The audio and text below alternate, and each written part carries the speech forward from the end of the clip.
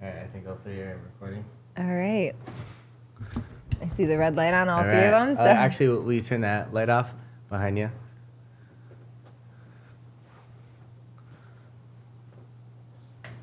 There you go. Now we've got the natural light going. It's actually not natural light. Yeah, it's like it's not natural. Then we just got the one light. I know. Wow. Oops. And Gigi with a star appearance from the beginning. It's going to be weird without the headphones. I've never done it without the headphones. Yeah, it will be interesting. I guess we just got to make sure you're like keeping close to the mic and everything. Hello, hello. Hello, hello. I think this is close enough. Seems close enough. Pretty loud. Yeah. People will be able to hear me anyways, I think. You are pretty loud. Thanks. Hey, gorgeous. Hey. How how's are it ya? going? Good. How are you? Good. So we getting married tonight? Stop. We're dressed for it right now. Yeah, but I guess they don't actually get married in the movie. Oh, yeah, they don't. Oh, fuck. Sorry. We like kick you to the curb. This is the alternative ending. Yeah. Yeah, exactly. We should just go around making fake proposals all night. Porter keeps asking me, she's like, so when Joey does the thing, he does this, I'm like, that's not going to happen for a while. We just went around just like doing it and like everyone starts cheering like, oh my Gives God. us free drinks and, I don't know, Yeah. dessert.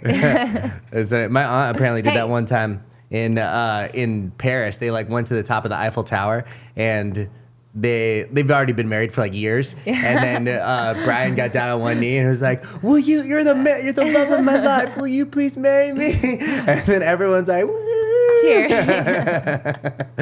How funny. That'd be hilarious. That would be funny. We could do it tonight. We'll see. Where's the ring? I know.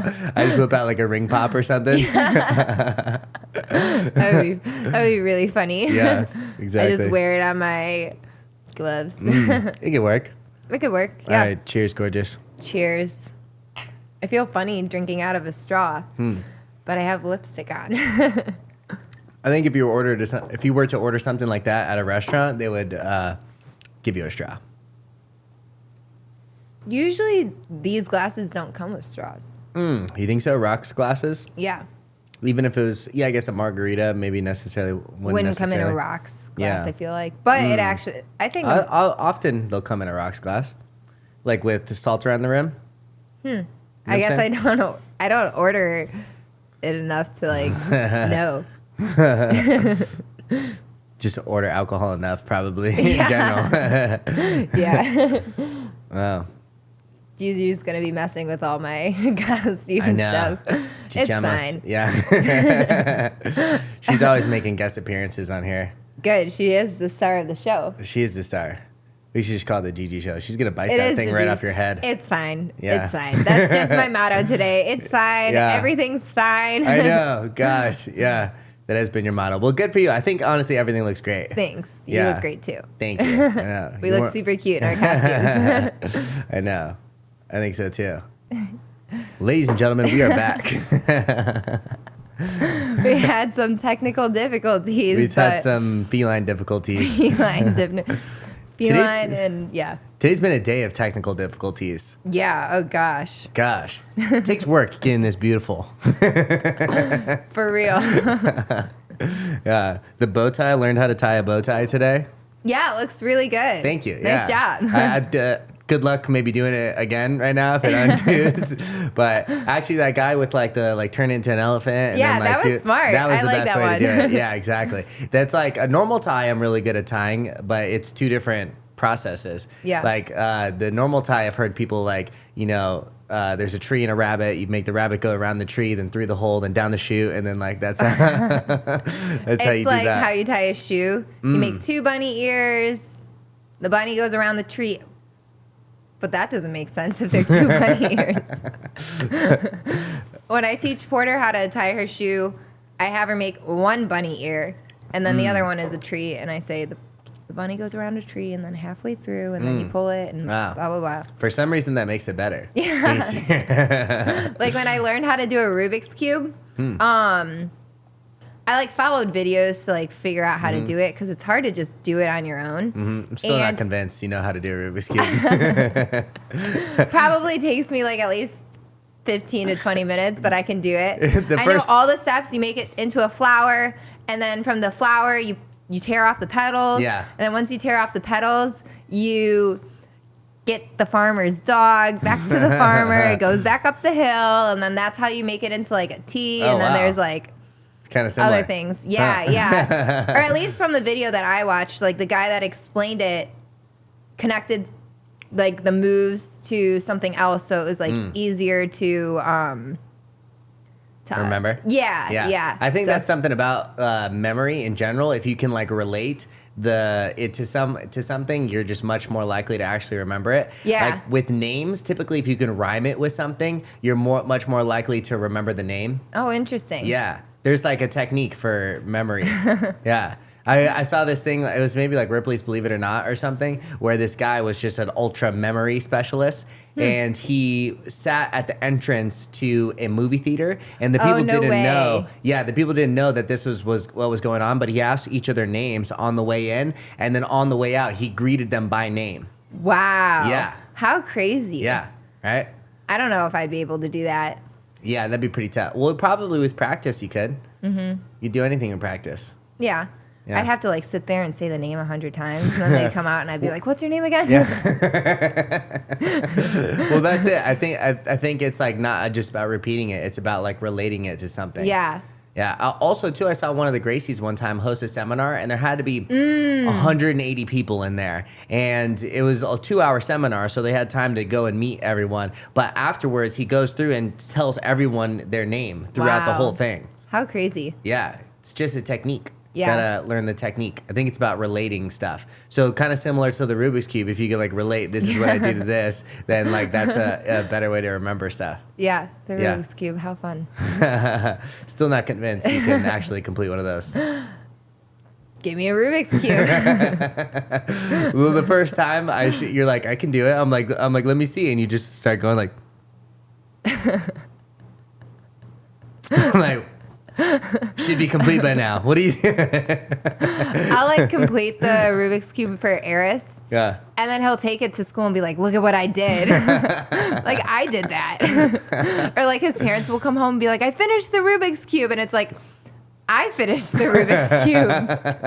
That's funny. Yeah. It's so funny when you're a kid, you just try to make up stories to sound cooler and like just do it that way. Yeah. Isn't that interesting?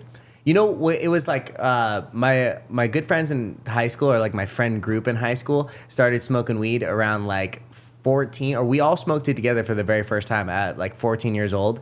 And then I was off doing other things, and they like got really into pot around like 15. And I didn't really reconnect with them until like I was 17. So at this time, you know, they're seasoned stoners, and I hadn't really done it. And one of the first things that I realized when I started smoking pot again was that I was unable to lie. Like interesting. I made like a, and it's not like I would make blatant lies, but as a young man, you try to liar. Like, you try to maybe embellish stories or a little to bit, make yourself look cool. Yeah, exactly. Or sometimes you make up a story entirely of this cool story, or people do, you know. Yeah. And I just realized during this time, like if it was a group of us and I'm fucking blitz stoned, I have to be speaking honestly, otherwise like my voice was shaky, like I just couldn't do it. Like it felt weird. I felt like everyone knew, and I'm like, you know what? And I remember like being like just blitz stoned in a shower, like afterwards, after hanging out with some friends, I'm thinking like I just gotta like be honest like all the time, and that's like then I don't have to worry about it. Yeah, I hate lying. Like I don't like to lie either. Yeah. Maybe when I was like younger, I did the same. I probably 100% probably did the same thing. And as like a young girl, like making up stories. Well, you hear like little kids do it all the time. Oh, they do it all the time. They exaggerate so much. Yeah. It's so funny. But I think just like being honest and like true to your word, is like the best way to be. It's like so one important. of the 4 agreements too. Is really? Being impeccable with your word. So like speaking your truth and that kind of stuff. Wow. It's also one of the 12 rules for life from Jordan Peterson is never lie, or no, be honest, or at least never lie. Yeah. Yeah. And so, because he goes on to talk about like, you sometimes are like you don't have to tell someone the truth if it's like if it's just going to be mean to them. Yeah. It's like you have to be like, well, you're pretty fat, so like, it's not like be forceful that way, but like you can just never lie. If someone asks you directly, you need to always be honest with like whatever you're talking about.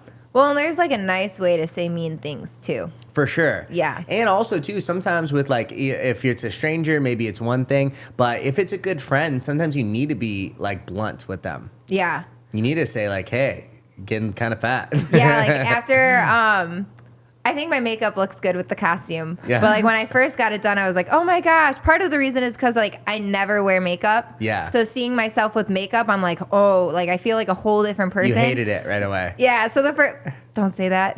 What if she watches it? No. She did a really great job. Yeah. I like it. It turned out well, especially with the costume. Yeah, with the hair and everything. I think it was great. I was very unsure of it. Let's say unsure. And so the first person I called was my best friend Mariah, because I know that she's gonna be like blunt and tell me like, yeah, you need to take it off, or like you look good, or blah blah blah. And so she convinced me to keep it on until oh, nice, good. Yeah, until I put on the whole costume. That is good. I think it was maybe just a difference between your expectation and what it came out as. Probably, yeah, because I was expecting it to be like more light red, yeah, not dramatic, but I'm very dramatic. So. It looks great with the outfit and everything. Yeah. Thanks. It's going to look so good for our wedding photos today. You're crazy. Yeah. Wouldn't that be funny if we just go around fake proposing all day? That would be really funny. But we'll need to get like a ring pop or something to like actually convince people. Yeah. It's not like you can really see what it is from far distance. You just see like the theatric of it. Me getting on one knee. Will you marry? I do like the ding, ding, ding, ding, ding. The middle of a restaurant. Oh my gosh. I don't know what I would do. I don't like being the center of attention. So I'd be like, shut up.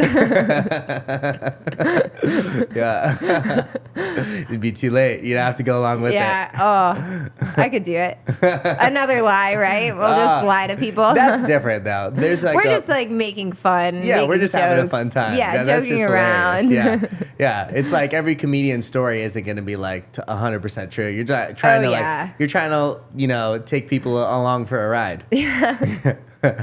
Was it you that told me? Someone told me they're like, never let the truth get in the way of a good story. Oh, no, that wasn't me. Interesting. If you're telling a really funny story, never let the truth get in the way of a good story. Yeah. Or if you're trying to be funny. Yeah. Again, it goes back to don't lie to people. That's probably not good. Yeah.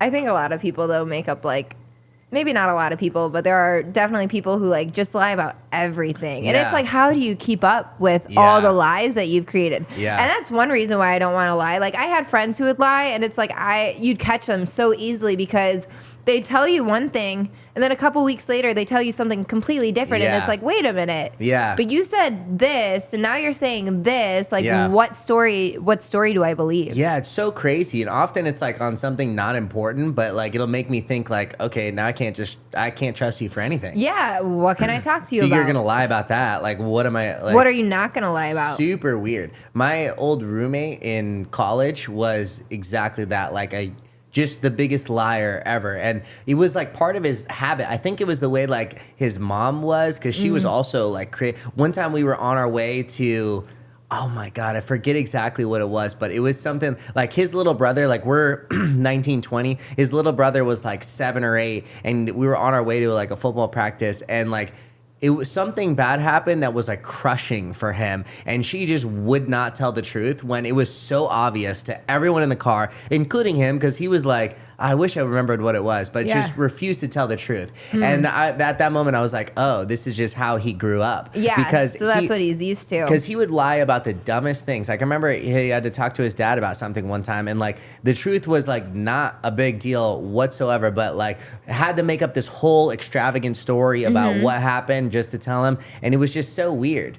Yeah, like... Yeah, that is super weird. That's one, I hate lying to my parents. Like, well, my mom I couldn't lie to. She already knew everything. So even if I tried to like make something up about like a party I went to or something, she'd already know about it. So that was like, out the door. Even if you're not even lying, but you're just like trying to be coy, not say something. Yeah. It is written all over your face. If I'll say something, you go.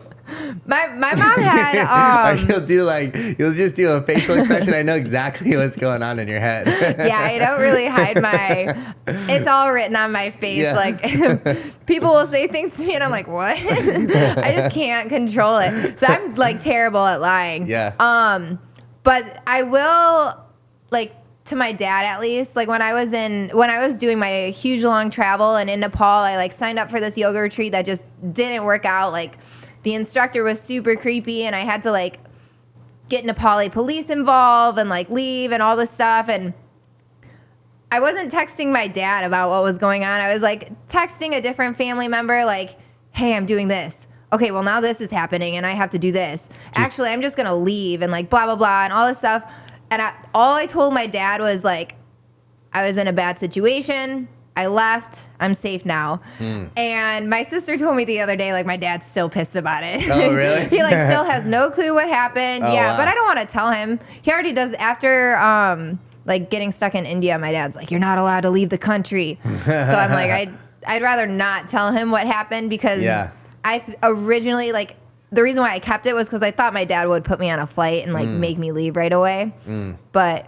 So I didn't lie, but I didn't tell him the whole truth either. I was like, I just kept it like surface level. Do you think he'd be more mad if you told him the whole truth? Or do you think he would be like more at ease, like actually knowing? Because if without knowing completely, you know, his mind could race and think a million different things. Like maybe a situation much worse than what actually happened. Maybe. I think it's like too far in the past now to really worry about it. Yeah. I like made a huge post about it and like my whole family knows what happened, including like my sister. And so if he really wanted to know, he could just ask somebody. Do you think he did? No.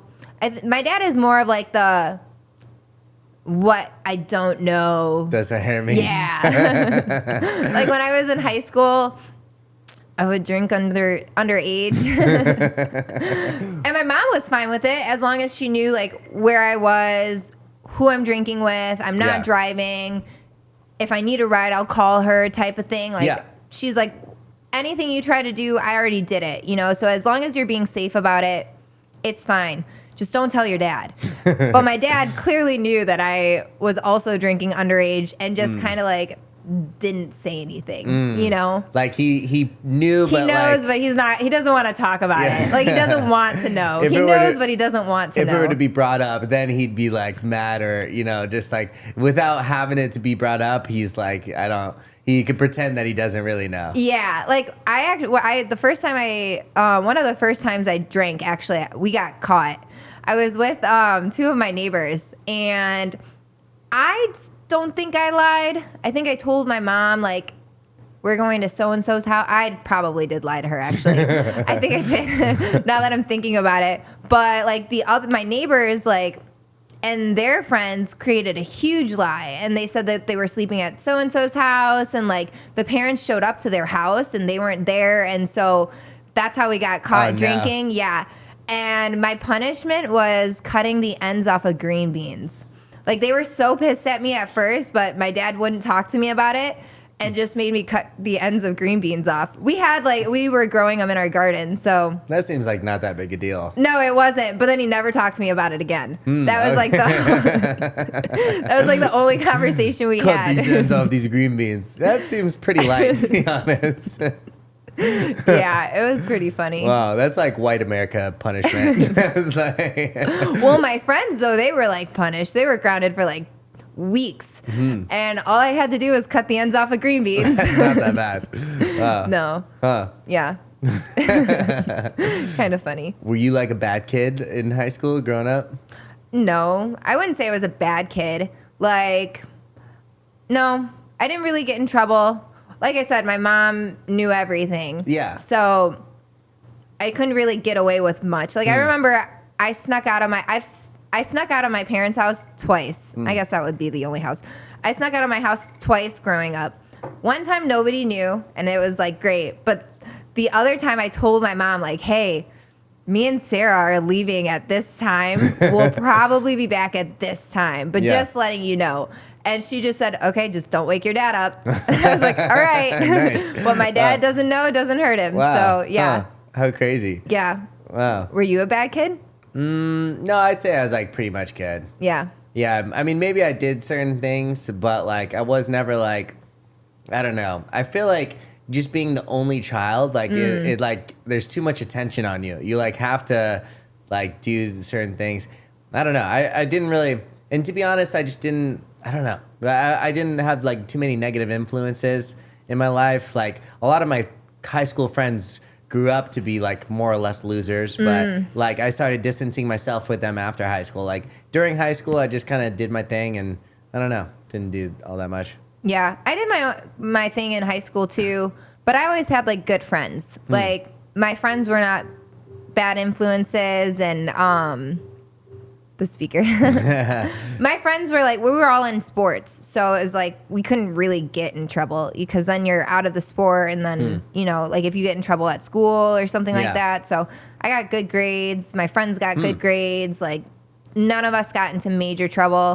If I did have friends that were kind of like, I didn't really have any shady friends. I also kept like a good group of friends. Yeah. You were also like from like a pretty small town too, right? Technically. Kind of, but you not know like what the population really small. in Elgin is? No. Huh. My high school was small, but I wouldn't say the town is really small. Do you know the amount of people in your graduating class? Yeah, I think it was like a little less than 200 people in my graduating class. Well, that's pretty light. Like we had a few people not graduate with us, but well, I think my graduating class was like 1,000 people. Oh wow. Yeah, so there's a big difference. Yeah, like our school was like literally in the middle of nowhere, but there was like another school like kind of like just I don't know, a different school in a different district, and they had like that many people in their graduating class too. It was like a huge, massive school. Interesting. Yeah. Yeah, I'd say there was certain people in my like vicinity that were getting into really bad stuff. Like there was a heroin epidemic going on during that time. And so there was a lot of people, like especially in those groups, that were doing like heroin. Yeah. Absolutely. Like I stayed away from those people. Yeah. Well, like one of my best friend's sister, her boyfriend like sold heroin and she got like addicted around that time. Unfortunately, their mom died like when they were, I think George was like 16 and she was like 13 or something. Oh, wow. And like she got addicted to heroin around that time. I think like to this day, like she's still doing it. Oh, wow. Yeah. Well, that's a really tough thing to go through, losing a parent at like such a young age. Yeah. Yeah. I lost my mom when I think it was, I'm 27 now, so 19. Wow. And that sent me on like a downhill spiral too. Yeah. My mom and I also like towards the end, we didn't really have a good relationship because she was like sick and had a lot of things going on. So we were fighting a lot, but I still stayed like a pretty good kid. And until like when my mom passed, I like started drinking a lot more and like drinking on my own in secret and just was like not going down the right path. I never got into like hard drugs or anything like that. I just drank a lot, but it's that's still like also really still tough. A super young age. Yeah. For some reason in my head, I was thinking it was like 22, like you were. No, I think it was like maybe right before I turned 20. That's a super young age to lose a parent. Yeah. Yeah. Like I remember, definitely. I was really young. My sister was only 18, so I guess it's like the same age. Really close. It's weird too. Like I come from a family that doesn't really talk to each other or like talk about like deep personal things like that. So especially your dad, I could see him just being super quiet, very quiet about everything. Yeah, I don't even know like what my sister went through at that time because she was also in college. So you guys weren't like living together at the time? No, my sister was going to college in Missouri. You also went to college at the time? At that point I was like back home, just going to like the community college and like the flight school in Illinois and stuff. Okay, so, yeah. It was interesting. But yeah, I like don't even know what my sister went through, and because we never talked about it really. And she was away at school, so. You still to this day have never talked about it? Not really. Wow. We don't like talk about that stuff. You just went through this all personally and that didn't like console with the only one person who's like in the exact same situation as you? No, I think we were both just like really too sad. And then by the time like everything kind of got settled, like Kiki had to go back to school. And so she was settled in what way? Just meaning like it'd been enough time, or? Well, like after like the funeral and like all that stuff, you know, she didn't quit school. She just took time off to come home. Yeah. And then, we didn't really like talk about it.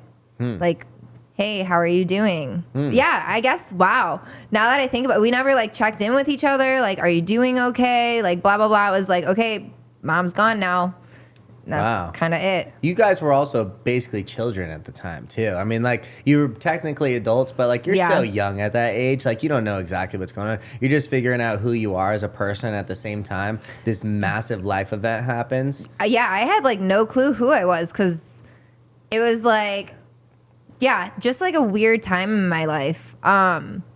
And there's so many things now, like, there's so many things that I wish I could have done differently, but you can't change anything. You know, the past is the past. You just kind of have to move on from it. Yeah. But, there's, like, so many moments where I'm like, oh, I wish I could get my mom's advice on this, or, like, what would I do here? Or, like, I know there's a lot of things in my life that maybe wouldn't have happened, or, like, wouldn't have happened the way that they did if I had my mom around, because then I could ask her for advice and stuff. And your mom was the opposite of your dad, like a super talker, right? Yeah, my mom talked about anything, everything, like, but whereas my dad, like, I would ask him advice about stuff, like relationship advice, whatever, and he wouldn't really budge about anything. So then I'd have to come. I don't know. Yeah. I don't know. Figure it out yourself. Okay, thanks, Dad.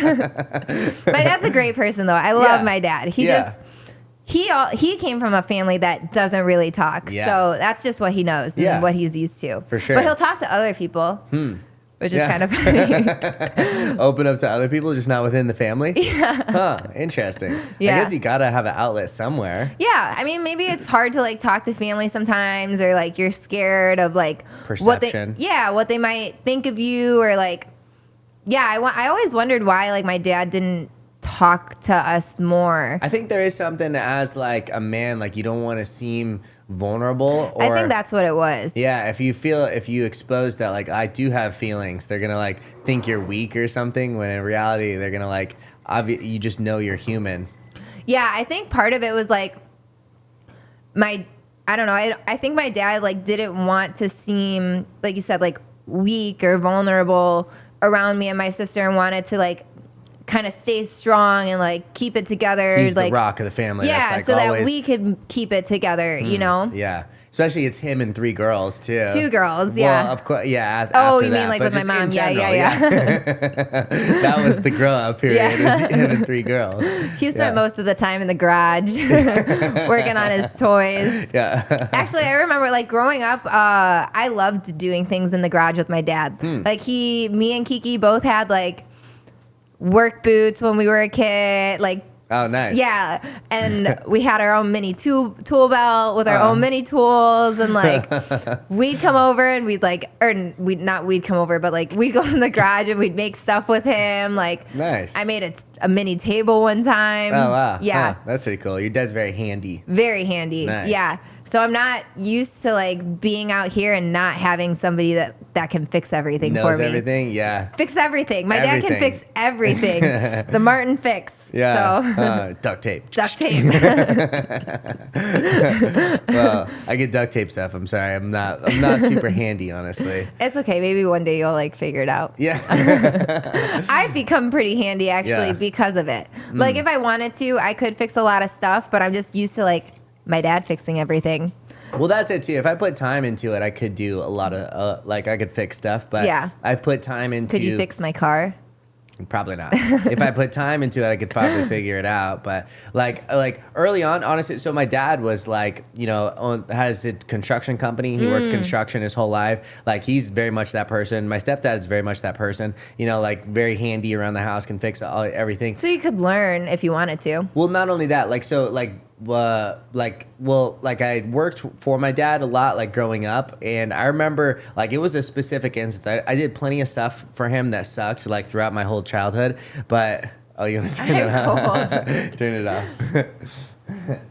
Yeah, I wanna. Is that You gotta do it 3 times. Oh. So probably 2 more times. Okay. Yeah, it's cold.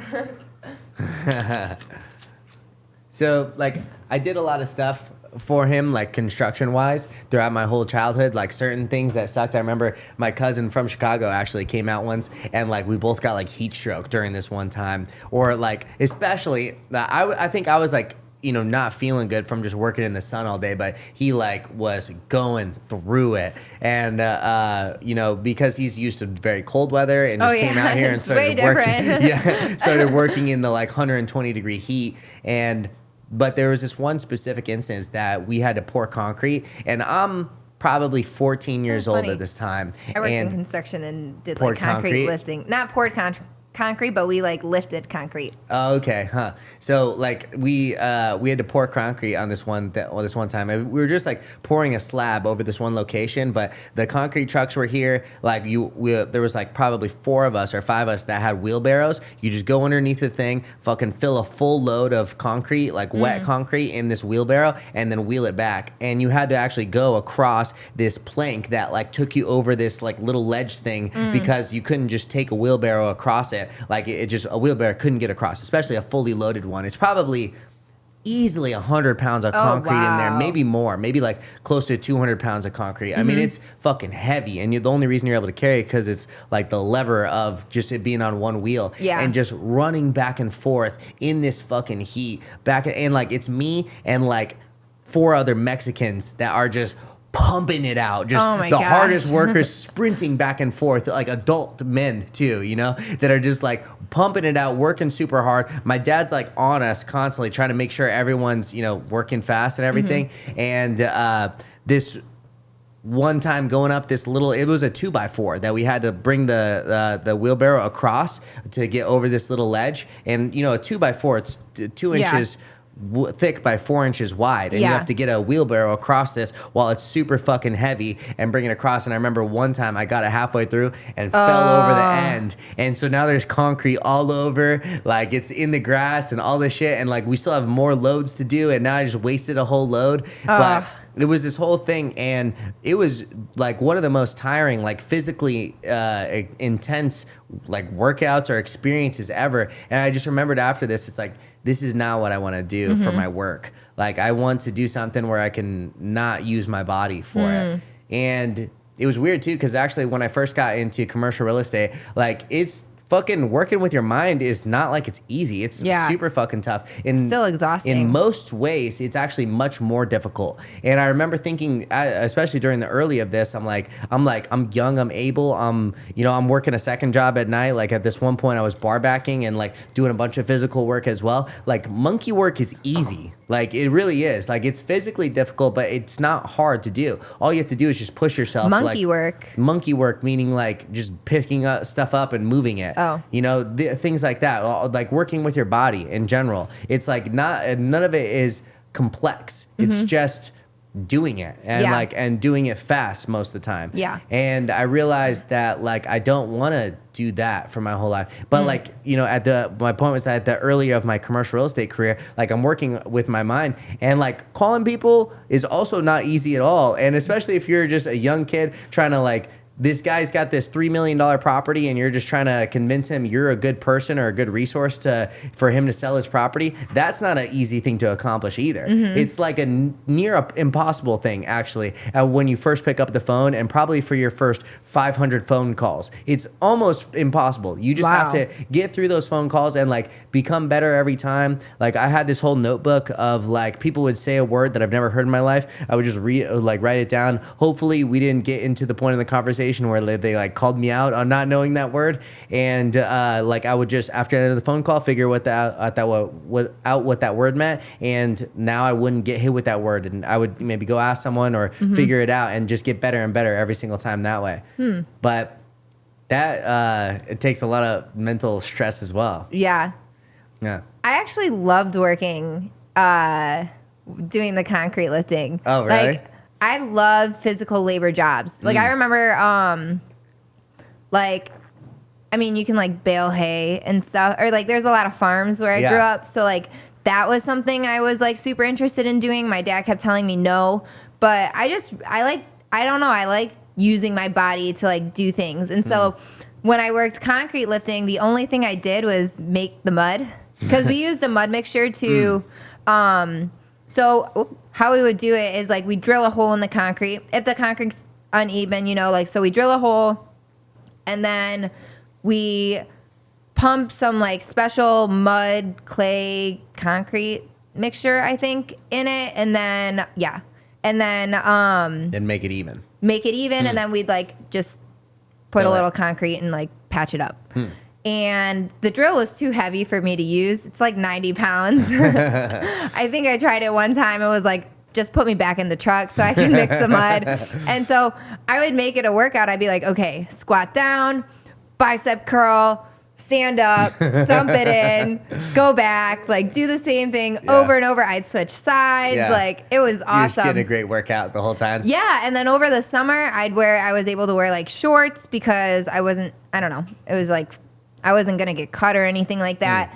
And so I could work on my tan. Like, how silly. But it was like one of my favorite jobs. Wow. Yeah. Well, the thing about that, though, is like when you're young and able, like it can be like a great workout. But yeah, but then after a while, it gets tiring. Like, my dad was also in construction. And that was like the one thing he said, like your body's going to take a toll doing this your whole life, especially if you're not doing it correctly. Like, don't. Or lift with your back. And, all that kind of stuff. But I really liked it. Plus, I didn't plan on working my whole life anyways. So, well, or at least doing that. Stuff. Yeah. So, don't get me wrong. Like, I also enjoyed like working for him and just learning different things. But at the same time, like, I knew like when it fucking sucked, like I don't want to do this for my whole life. Yeah. And also too, like at the age of like, you know, I've always been super active and like I get workouts outside of work. Like, I didn't need to do it on top of it. And like, I just knew. And also too, like my dad is like hated that he has to do this into his late life, you know? And so it's been clear that like, I don't want to do this my whole life. I just love working out. So like, that's why I like the concrete lifting business. And then I also was a waitress on top of it. I would wear ankle weights to work. No way. While you're waitressing? Yeah, we had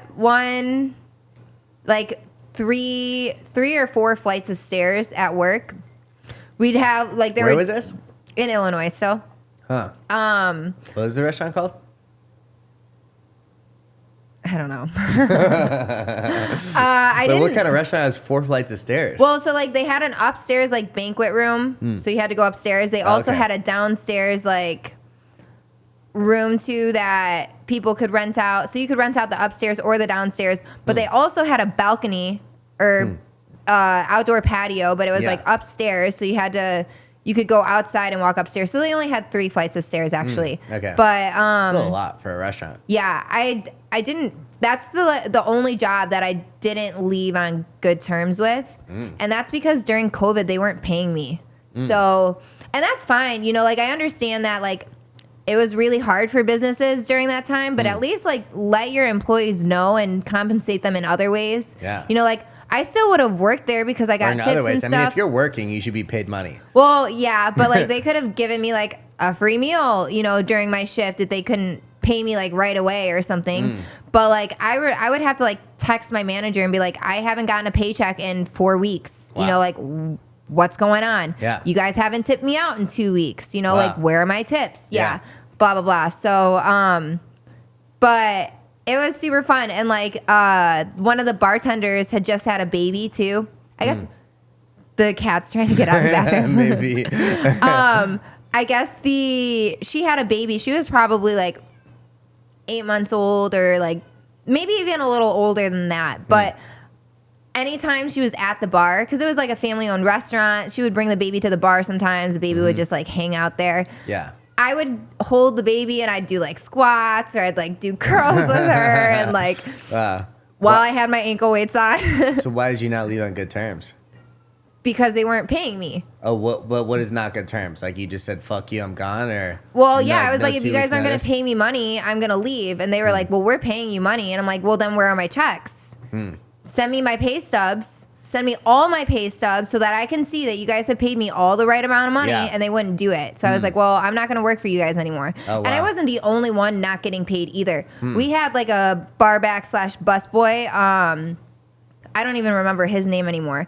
But he also was not getting paid, and he left as well. Like, there were a couple people that left because they weren't getting paid. And so, yeah. And again, it's like times were hard during COVID for everybody, but you can't not pay your employees, or at least like not be honest about the struggle that you're actually going through. Yeah, you know? Exactly. Yeah, I actually had a similar experience working at... Oh, actually, I left another... Wait, sorry. What? Go ahead. I left another restaurant on, like, kind of not so good terms. But what happened here was, like... I had worked for them for, like, over a year. And in September was, like, when my mom relapsed and got sick again. And so... the first doctor she saw told her, like, the last time she relapsed that there was nothing they could do anymore and that she was basically going to die. And so then my mom thought that she was, like, going to die. And so she kept making all these plans. It was like, I really want to go up to the 4th of July, like, one last time, or up to the cabin for the 4th of July one last time. And so in September, I requested off the 4th of July for the next year, like, a whole week, so I could go up with my family. I was like, my mom is sick, like, this might be our last hurrah, blah, blah, blah. Turns out, like, the doctor came back and was like, I don't know who, or a different doctor was like, I don't know who told you were going to die, but you're not going to die. But my mom already had those thoughts in her head, so she was already, like, thinking negatively. Yeah. But, so in November, she ended up passing, and so I told my boss, like, hey, I need that week off in July still. Like, I still need to go up to the cabin. November. So almost, like, what? That's 8 months in advance. Yeah. And they just said, okay, just keep reminding us, like, you'll get that week off, no problem, blah, blah, blah. At the time, we had 3 managers. I let all of them know. They were all okay with it. Then we went down to 2 managers. They were still both okay with it.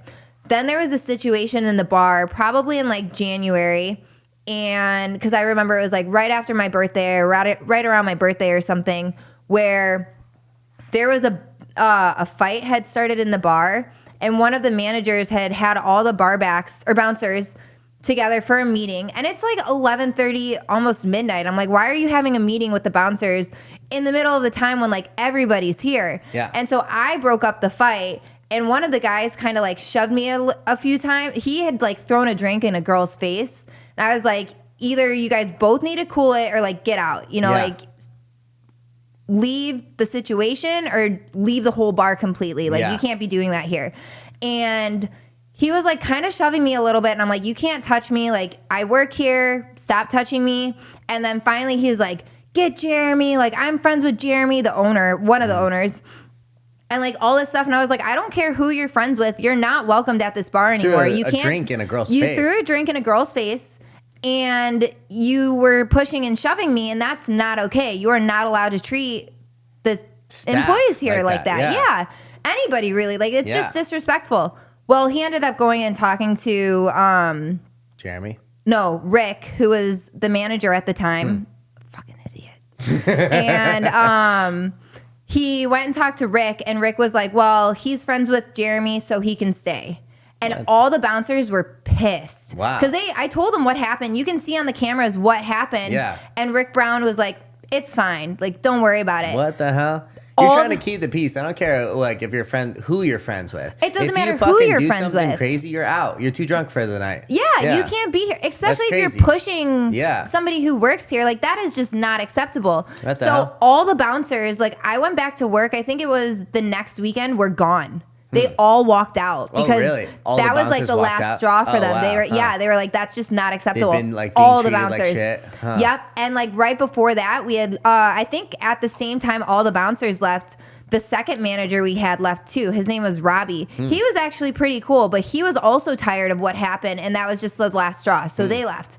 Well, I think in like February or March, I decided that I wanted to go and visit my family in Georgia for a week.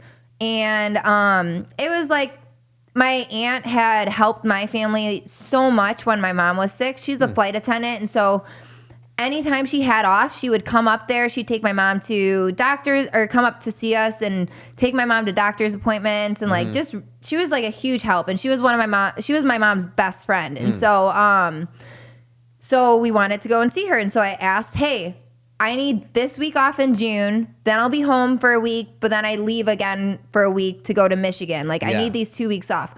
I asked months in advance. I got the okay from both managers at the time, actually, because Robbie was still there when I decided. And then I got the okay from Rick Brown when I don't know why I'm saying his last name still, but my other manager when, after everybody left and he was the only one, I still got like, hey, I need these weeks off still. Okay, fine, no problem. Just keep reminding me you'll get the weeks off. I reminded him every month, hey, I need these 2 weeks off. Hey, I need these 2 weeks off. Well, time comes around, I get the time off to go to Georgia. But then he like was refusing to give me the time off for July, I think it was. Yeah. And he kept trying to get me to work on days that I was gone. And I kept saying like, hey, I'm gone these days. But instead of giving me the time off, he was giving these new girls the time off who he'd post the schedule and they would comment and be like, well, I can't work these days, blah, blah, blah. And he'd be like, okay, no problem. And then he'd find coverage and like, I would be the coverage. And it's like, well, I've been working here for almost 2 years now. I've been asking for this time off for 8 months. 8 months, 5 months, whatever it was. And so he texted me one day and was like, I just don't think this, like asking me, can you work on this day? And I was like, I can work this day, but I'm gone those other days that you are asking me to work. Yeah. And he's like, I just don't think this is working out. You need this day, you need that day. Like, I can't keep up with your schedule, blah, blah, blah. Wow. And I was like, well, I've been reminding you since November for months. And like, I think it was like February. For months, I've been reminding you every month, I need this week and this week off. You've been giving me the okay. It's not my fault that you're giving the new girls time off when I've been here for 2 years and I asked correctly. They're telling you the day you put out the schedule, I can't work these days. That's just not right. That's not cool. And so I was supposed to work, I think it was like July 9th or something, a Friday. And I told him I would work. I just didn't show up. Yeah. I was like, you know what? I'm just so done with it. No call, no show. No call, no show. He texted me the next day about like what happened. And I just texted him back and was like, it's just not working out. Sorry. Or like whatever he said to me, I just like threw it back in his face and that was it. So it wasn't like terrible terms, but I was like, you fucked up. Like, it's not my fault that you're being a bad manager and you're trying to please these new girls when I've been here for 2 years and asking off for forever. Yeah. And then I remember like going back to that bar like several months later and I saw a bunch of regulars and all the regulars were like, it's just not the same. All these new girls suck. Management sucks. Like blah, blah, blah. Nobody knows what they're doing. Like we wish the old crew was back here. And like, I was like, sorry, you know, like how it goes. You snooze, you lose, you know, you got to treat people right. Well, so fuck that place. Fuck that place. Yeah. You do have to treat people right. Yeah. I actually liked working there because at the time I wasn't 21 yet, but all my friends were 21. So they would come to the bar and they'd drink and I'd be able to hang out with them because after 11 o'clock, people just stopped ordering from the waitresses and would order from the bar. But for some reason, we had to stay there until closing time, which was 2 a.m. anyways, even though for like 3 hours, nobody's ordering a single drink from us. Kitchen's closed, you know, everybody's just going to the bar. And so it was just like I don't know, free money at that point. Yeah. And so, I would hang out with my friends. I'd offer to drive them home. Like, it was perfect. Yeah. That's right. You didn't drink with them? No, I was not old enough. Oh, wow. Huh. Nice. Yeah. That's pretty cool. Yeah. No, I definitely would not. Because I was also had to drive home. Oh. And I do not like to drink and drive. Yeah. Like, I don't even either. like having, like, one drink and driving, really, honestly. So. Wow. Yeah. Well, I used to work for the Fat Tuesdays on Mill Avenue. And, like, I was 19 when I worked for them, and I also went back one time actually drinking. Like, I went back because I knew the bartenders and maybe or not the bartenders, the other bouncers, because I was a bouncer for them. And I got let in, and then one of the bartenders who knew how old I was ended up kicking me out. There was this one bar that I used to go to that's right by my house. Like, once I was of age and I started playing bar volleyball there, I would run. It was like less than 5 miles. I would literally run. 5 miles? It was a little less than 5 miles. Wow. I mean, it's still a good distance. What the hell? And I would run there. Wow. I'd like run there for my volleyball game, and then I just have somebody drive me home after because I lived super close. So they were nice. like, yeah, we'll take you. Wow. Like one of my teammates or something. But I used to go there. I think I started drinking there when I was 18. And I drank there for a while.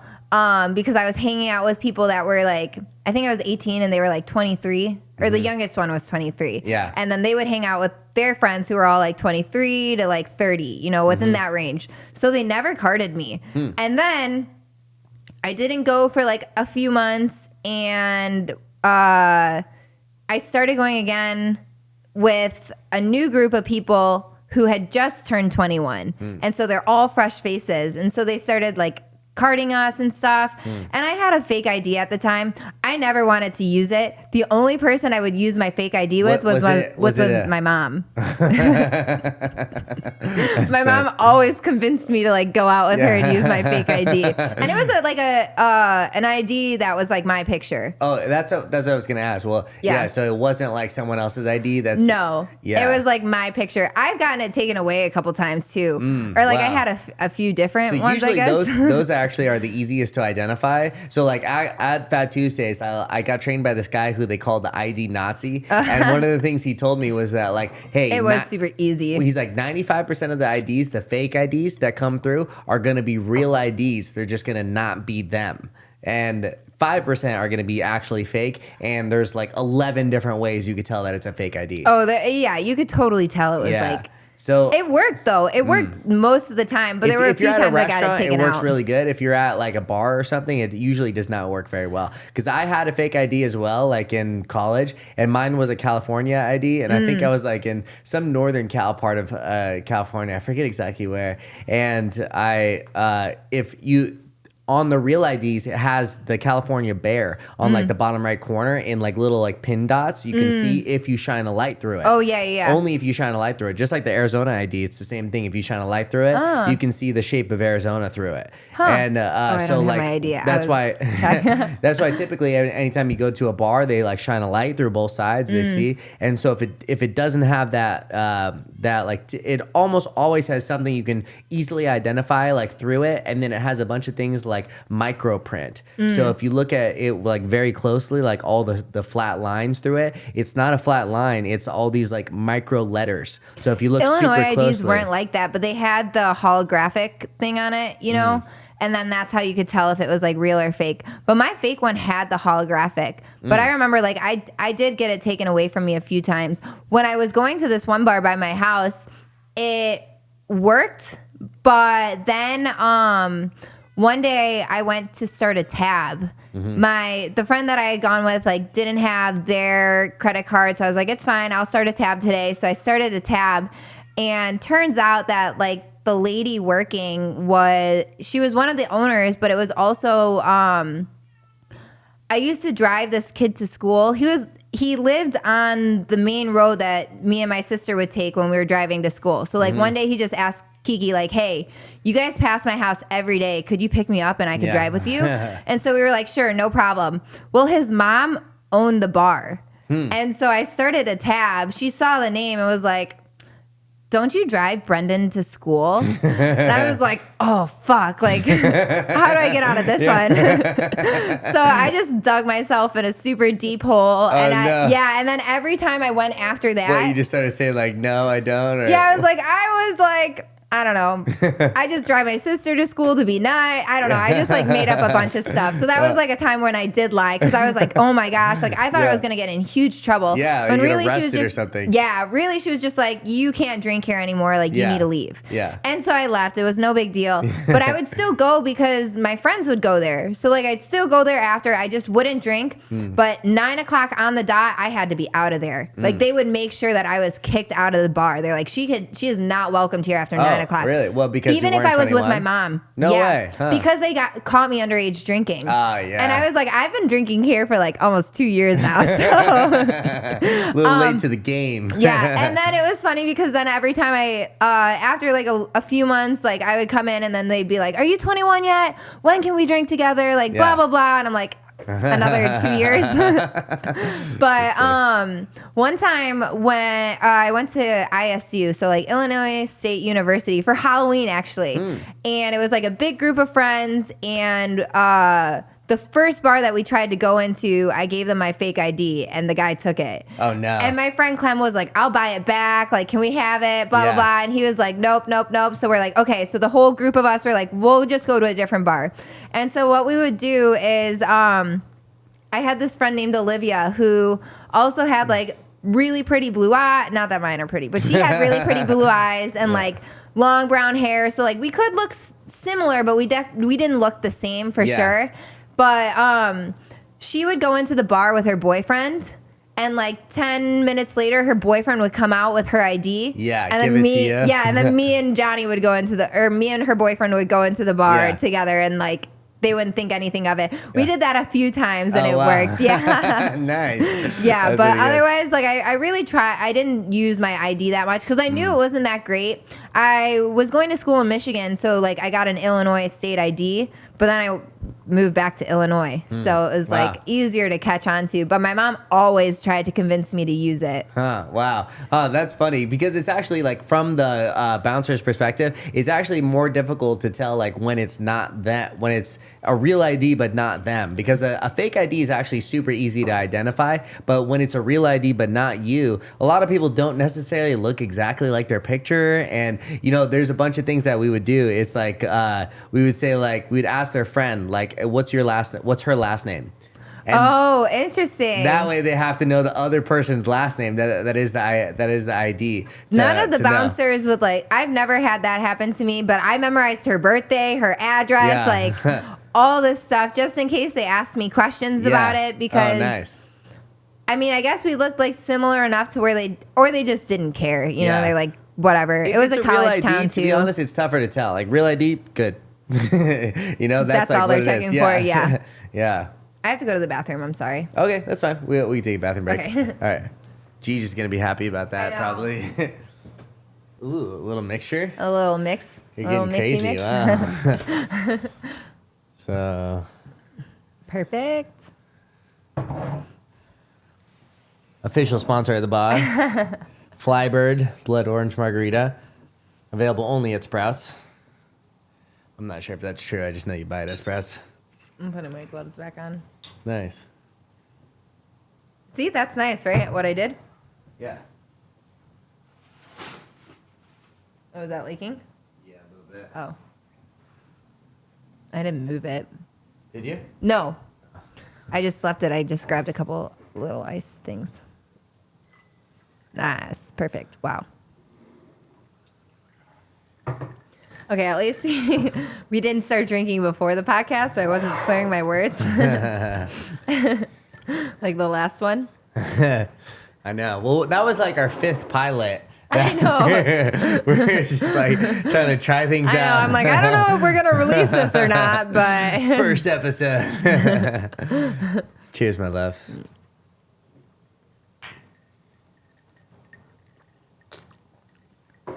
We may actually have to record a short episode today, or else we're not going to have any daylight to, I know. to take any pictures. Yeah, that's okay. Although Issa has a party tomorrow. I'm not gonna have my makeup. I am not doing my makeup tomorrow though. Yeah. Maybe I can do it. I could probably do it myself. Yeah, I think you could. I'll have to go to my house and get my makeup kit. Yeah. Okay. That I've never ever used before. I know. I've had it for probably like at least 4 years, and I used like I used it once for Halloween 4 years ago. Huh. Wow, that's crazy. Yeah, I know we've been together for what, like a year or something. I don't think I've ever seen you wear makeup. No.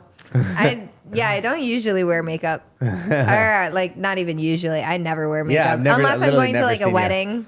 Yeah. That's basically the only time I'll put makeup on. Nice. Yeah. I like it. I saw something on TikTok the other day. It's like, not to flex, but my girl's just as beautiful after a shower. I look the same before and after. Yeah, exactly. Yeah, you're the same. Yeah. Yeah, it's always so crazy to me when like girls like put so much makeup on to make, and sometimes they'll look like a whole different person. Yeah. They'll contour everything to make things like look skinnier, make it look like they have cheekbones, like do all this stuff. And then they take a shower and it's like, whoa. That is crazy. Nothing against makeup. I think it's really cool, like what people can do with makeup. Yeah. And a lot, like most people look really good wearing makeup. It's just funny because there's people that like do too much, I think. There's an overdoing factor of it for sure. I remember this girl that I used to work with at Raw, and like she had been dating this guy for at least 6 months, and he'd never seen her without makeup on. Like she wouldn't allow it for them to like see it without makeup on. And I was friend with her friend, and like she just would not leave the house. Like there was only a few people in the world. Yeah, I know a person like that too. Yeah, it's like how that's too much. Too much. Yeah, too much. Now you're pretending to be something you're not. Well, also at that too, you're point, just I feel not like. confident in yourself. Like you feel like you have to put this stuff on to like go, like just leave the house. Yeah. That's crazy. I knew girls that would put makeup on to go and work out. I'm like, you're gonna Crazy. sweat off all your makeup. Like, what's the point? Yeah. But then they're not working out to like sweat or like work hard. They're just working out to be like, I work out. Yeah, you know? exactly. Or maybe like, go you're meet phony. a guy or something. Yeah. Yeah. I mean, it's crazy. I would not want to meet somebody at the gym though. Like I go Yeah. to the gym and I'm stone cold. Like Yeah. It's a weird place to try to even meet someone. Yeah. Yeah. Somebody. Go ahead. No, you go. You go. No, go ahead. No. I forget what I was going to say. Like I've had people like try to like hit on me at the gym and stuff like that. Not like obviously recently or anything like that, but when I was younger. Not recently, obviously. Obviously. But when I was younger, like one time I was like filling up my water bottle and this kid came up to me and he was like, "Is your dad a baker?" And I was like, "What?" And he was like, "Is your dad a baker?" And I just repeated the same thing. I was like, no. And he goes, "'Cause you have nice buns." And he was like maybe saying it as a joke too, but all I could do was laugh. And then I like literally ran away and started working out with one of my guy friends that was working at the gym. Literally sprinted. And I was like, "Can I work out with you? Because people are talking to me and it's too much." Or like I've been followed out of the gym as a young girl, you know, like there's creepy people when you're like younger. You're pretty young still. Well, this is when I was like 18, 19. I had this one guy follow me out of the gym too and started asking questions and was trying to talk to me. And I like you could tell I did not want to talk to him. And then he asked me how old I was. And I was like, "Well, I'm 16 years old." I I lied. Yeah, I was not, but I lied. 18 or 19 yeah, I was 18 or 19. Yeah. He goes, "Oh," and ran away. Yeah. Literally sprinted back into the gym. And I was like, "You're a fucking creep." Wow, what the hell? What's up with all these running? Like, honestly, like that's the worst. Like it's like a joke on like TikTok or Instagram. Where like the worst she can say is no. Like this guy shot a shot at you. You literally sprinted away. That's worse than no. Sprinting away. But like you said earlier in the podcast, like I can't hide my facial expression. I try my best. Yeah. I can't hide my facial expressions. Yeah. Like my face says it all. So like when he asked me, you could tell I was just like, this is hilarious. Oh, no. The gym is just not the place to like pick people up. It's one thing if you like start casually talking to somebody. It's one thing if it's organic, but if you go there to try to like pick up like people, like that's not the place. No, that's not going to work. Mm-hmm. I don't know anybody who's like met their partner in the gym. Yeah, exactly. Except for us, we met at a Jujitsu competition. Ooh, I guess it wasn't really in the gym, but wasn't in a gym. No, close enough. Yeah, that is pretty funny. But it was like that with jujitsu too. Like, I wasn't trying, like, well, in the beginning of the year, I had like a strict no boy rule. And I was cross training at a lot of different gyms, but I was not interested in talking to anybody. It was like strictly jujitsu. You know, like I'm coming here to work out. It's like what they say, like open mat is not Tinder. You know, like you don't try to go there Who to the like hell says that? I don't know. Did that cardboard guy? He like oh yeah. He said open mat is not Tinder. well, not Tinder, but it's like not a place to hit on people. Yeah, it's just not a place to hit on people. Yeah. Like that's the last thing I want to do is go to a gym and get some rolls in. It is important too, because like, you know, like you're the first girl that's been in jujitsu that I've like been with, like, because, and you know, I've been doing jujitsu like February, but about 8 years that I've been doing it now, and fucking what's she doing down there? I don't know, something fucking crazy. But it's important too, because it's like jujitsu I know for a fact is going to be a part of my life no matter what. Yeah. So if I hit on a girl who's in jujitsu right now, I'm making a big decision. Either like we're going to be doing this together, you're going to see my friends, I'm going to see your friends, and if I'm thinking of you as like a temporary thing, that does not work. Yeah. So it has to be something serious. And for that reason, I like never like tried to pursue a jujitsu girl just because I didn't like see, like I would take it super seriously. Yeah. You know, and well, sometimes you also like, not you personally, but like people that like try to hit on other people, or like you roll with somebody and they message you after like, thanks for the roll or blah, blah, blah. It's like, you're now like on my creepy list. Like that's kind of weird. You don't have to text me and be like, thanks for the roll. That was a good round. It's like, we talked in person, you know, that's it. You don't need to go any further than that. Cause then it's just weird. Yeah. I've never experienced that. So that just, that's just me being a guy doing jujitsu. The difference. I've never had a guy be like, hey, thanks for that roll today. That was great. Yeah. It's like, well, I'm not texting people saying, hey, that was such a great round we had. Like, if we had a great round, I'm going to tell you after, like, hey, that was a really good round. Yeah, like, I like their roll. Text after. No, you don't need to message me and be like, thanks for the roll. Yeah. How funny. Well, guys like try to shoot their shot in a bunch of different ways. And it's like, it's difficult. It's not an easy way to be a guy and like try to hit on girls. I think that's one thing that girls don't quite appreciate because they are the ones being hit on. And it's not an easy way. Like there's no good way, or like you have to come up with good ways. And that's a pretty difficult thing. It's much more difficult than just being cute. Yeah. And just going out and seeing what happens.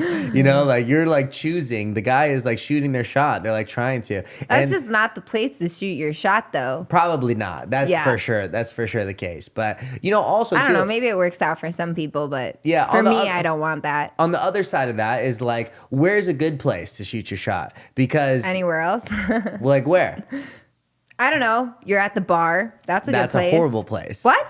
You're hiking. That's a good place. That's also not a great place. Why? Well, first off, the bar, it's like, that's like, you know, first off, girls are getting feel like that's hit where on everybody constantly. does it. Yeah. Like, yeah, it's not a good place to do it. Girls are getting hit on constantly. Like, if a girl goes out and that's not her intention, she's just like, shut down. Not a good place. And also, too, do you want like a girl who's like a regular at a bar? Is that the like type of girl you want to pick up? No. Like hiking, like you're doing something. Like, unless you just happen to be walking with each other. That's the thing. It just has to happen organically. It has to. And there's no, like, you can't force organic. Yeah. And that's what's the trouble of being a guy trying to, like, hit on girls. You can't force organic. It has to happen organically. Girls hit on guys, too. They can. But I feel like it's way different. Like, if a girl's hitting on a guy, the guy's loving it. Honestly, like, it's like, whoa, like, make me work for it at least. Whoa. It's the opposite. It's like, well, what's wrong with you that you're hitting on me? Wow. Yeah, that'd be weird for a girl to hit on a guy.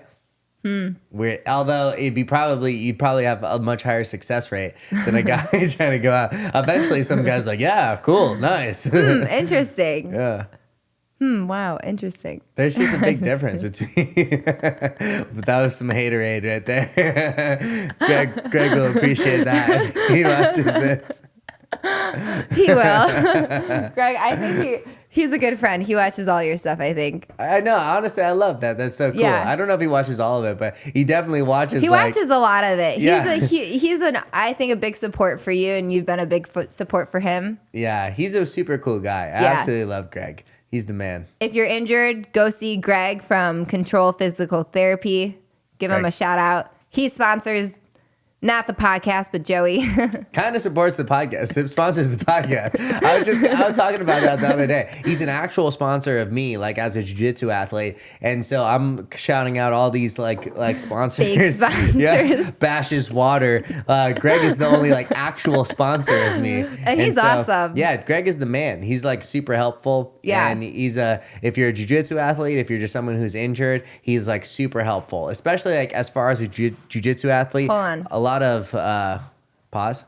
Ladies and gentlemen, we're back. We're back. Greg I'm is sorry. the fucking man, and like if you're just a normal person that is injured, like I recommend him to so many people. But if you're a jiu-jitsu athlete, like the main difference between going to him and a doctor is that like if you're seriously injured, a lot of times you go to a doctor and they're like, well, first off, stop training jiu-jitsu. That's like number one thing you should just knock out of what you're doing. Greg is a brown belt in jiu-jitsu. Like he completely gets it. He understands. He's going to put you through a workout that's very specific to like what you need to do. And often like it's like I know like I tore my groin at one point. I was having trouble with like passing like guard with a knee cut, and like we did just like fucking 70 knee cuts in a row, like just trying to figure out like where exactly it hurts, doing like PT to try to fix that portion, redoing knee cuts and doing it that way. And it's just so much of a better way to, rehab than like some guy that says like, okay, well, first off, stop doing that. Yeah. I've been seeing Greg for the last, couple of months for my hip. And it's the same thing. Like he'll give me jujitsu specific exercises to do. We'll do like different stuff for my hip, but like a lot of it or some of it is specific jujitsu stuff, which is awesome because like you said, he does jujitsu.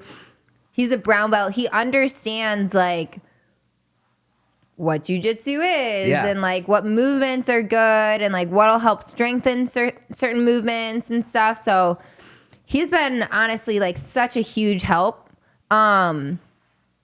And, like, my hip feels so good now. Like, I injured it back in July, and I kind of started rolling a little bit, like, mid-September, I think, after seeing him for a few weeks. And then I think, like, the end of September, maybe even the beginning of this month, I, like, tweaked it again a little. But it was nothing like what I did to it back in July. Like, you could tell it was just so much stronger. And I rolled with people like pre-injury and the same people post-injury. And like post-injury, everybody's like, wow, like your legs are so much stronger and like blah, blah, blah. Like they can tell the difference, from like all the help that I've been given. So. And now you're getting to the point where like the hip is almost healed completely. Yeah, right? I don't even notice it sometimes. Wow. So like the last time I went to see him, it was actually for my groin. Oh, wow. Did you hurt your groin recently? I don't know if I like hurt it, but once we started like lifting again, I feel like maybe I pulled it a little bit. So like for a few days, like my groin on my right side was feeling kind of like tight, and I saw Greg, and then I was like fine after that. So Well, that's good. Yeah, it really does help. Yeah. I didn't realize like how much physical therapy would help until I started doing physical therapy. Yeah, it is good. Yeah, I need to make more time for actually doing it because I don't make enough time to do it. I know. He'll give you the exercises and you're like, what exercises? Like the exercises he gave me, he's like, I've given all these to Joey. Joey should know all these already. He should be doing these. Part of that might be just him trying to roast me. Joey should know this. He should be able to tell you this. Yeah. No, Greg's super cool. Yeah, that's funny. Yeah. I think we're probably going to be too late to go get some daylight photos You today. think so? Well, that's Probably. okay. That's okay. Yeah. We'll maybe do tomorrow. Yeah, no big deal. No matter what, we'll get like some photos tonight being super cute together. Yeah, I'm sure. Yeah, there is definitely going to be places we can take pictures in, so Exactly. not a big deal. Yeah, for sure. I like your dead roses. Thank you. These roses are the first flowers that Joey ever gave me when he asked me to be his girlfriend, and I still have them from back in June. I forgot. And it just worked perfectly for the podcast, or not the podcast, but for my Halloween costume. I forgot that those were what I gave you to like actually ask you to be my girlfriend. Roses. And then because I don't stay at my house that often, they died. You kept them in a vase. And I kept them in a vase. Yeah, and then they turned this way, which is actually perfect for the outfit. Yeah. How funny. I think I have another bouquet of flowers at my house from you, and those are also dead. But they're still in the vase at my house. Okay. Yeah. These honestly work perfect for what we're doing right now, like how they turn downwards. Yeah. I went to an actual florist and picked all those out. Yeah. Like, made sure I got like the best dozen of roses I could find. Yeah, you're so cute. Thank you. Thanks. How sweet. Now they're dead. It's okay. I have fresh ones downstairs. Life cycle. Yep. Circle of life. You do have fresh ones downstairs. Yeah. But those wouldn't go with my I want to keep saying like with my podcast, but I mean to say with my costume. Or both. Be wearing the costume on the podcast. Yeah, that's true. That's true. How funny. How funny. I've never really gotten flowers from someone, so this is No pretty way? cool. Yeah. I've gotten you flowers a couple times, I think. Yeah. It's going to be like a new monthly routine. Ooh. Monthly is quite frequently. Every other month. That's it's kind of been like probably that. every other month, yeah. Since So, we met. Yeah. Yeah. You like it? Yeah, you're so sweet. Thank you. I love the flowers. Nice. They do die. Of course. It's like always the funny thing about flowers is like people give you flowers and then they just die. I could give you fake flowers, but they wouldn't be as beautiful. Yeah. And that would be pretty lame. It's a cycle of life. There's Yeah. life and death. That's like what's so beautiful about real flowers is that like they grew and they're like real flowers. You know? They actually smell good. Yeah, exactly. That's the one thing about the ones downstairs. Apparently they're like I high don't know petal if I can count. smell. You just don't have a good sense of smell. You've got a bad sense of smell in general. Not from COVID either. I just can't smell things. Yeah, what the heck? Do you think there's a reason? Have you always just not had a good sense I think of smell? it's because my allergies. You Like just have allergies year round? growing up, yeah. I'm allergic to like everything outside. Grass, trees, weeds, all that stuff. Cats, dogs, especially cats. But living with cats has actually helped my allergies a ton. You said that like when we very first got Gigi, like we were both very I had to allergic get to used to her. And you're like, I'll get like we'll both just adapt.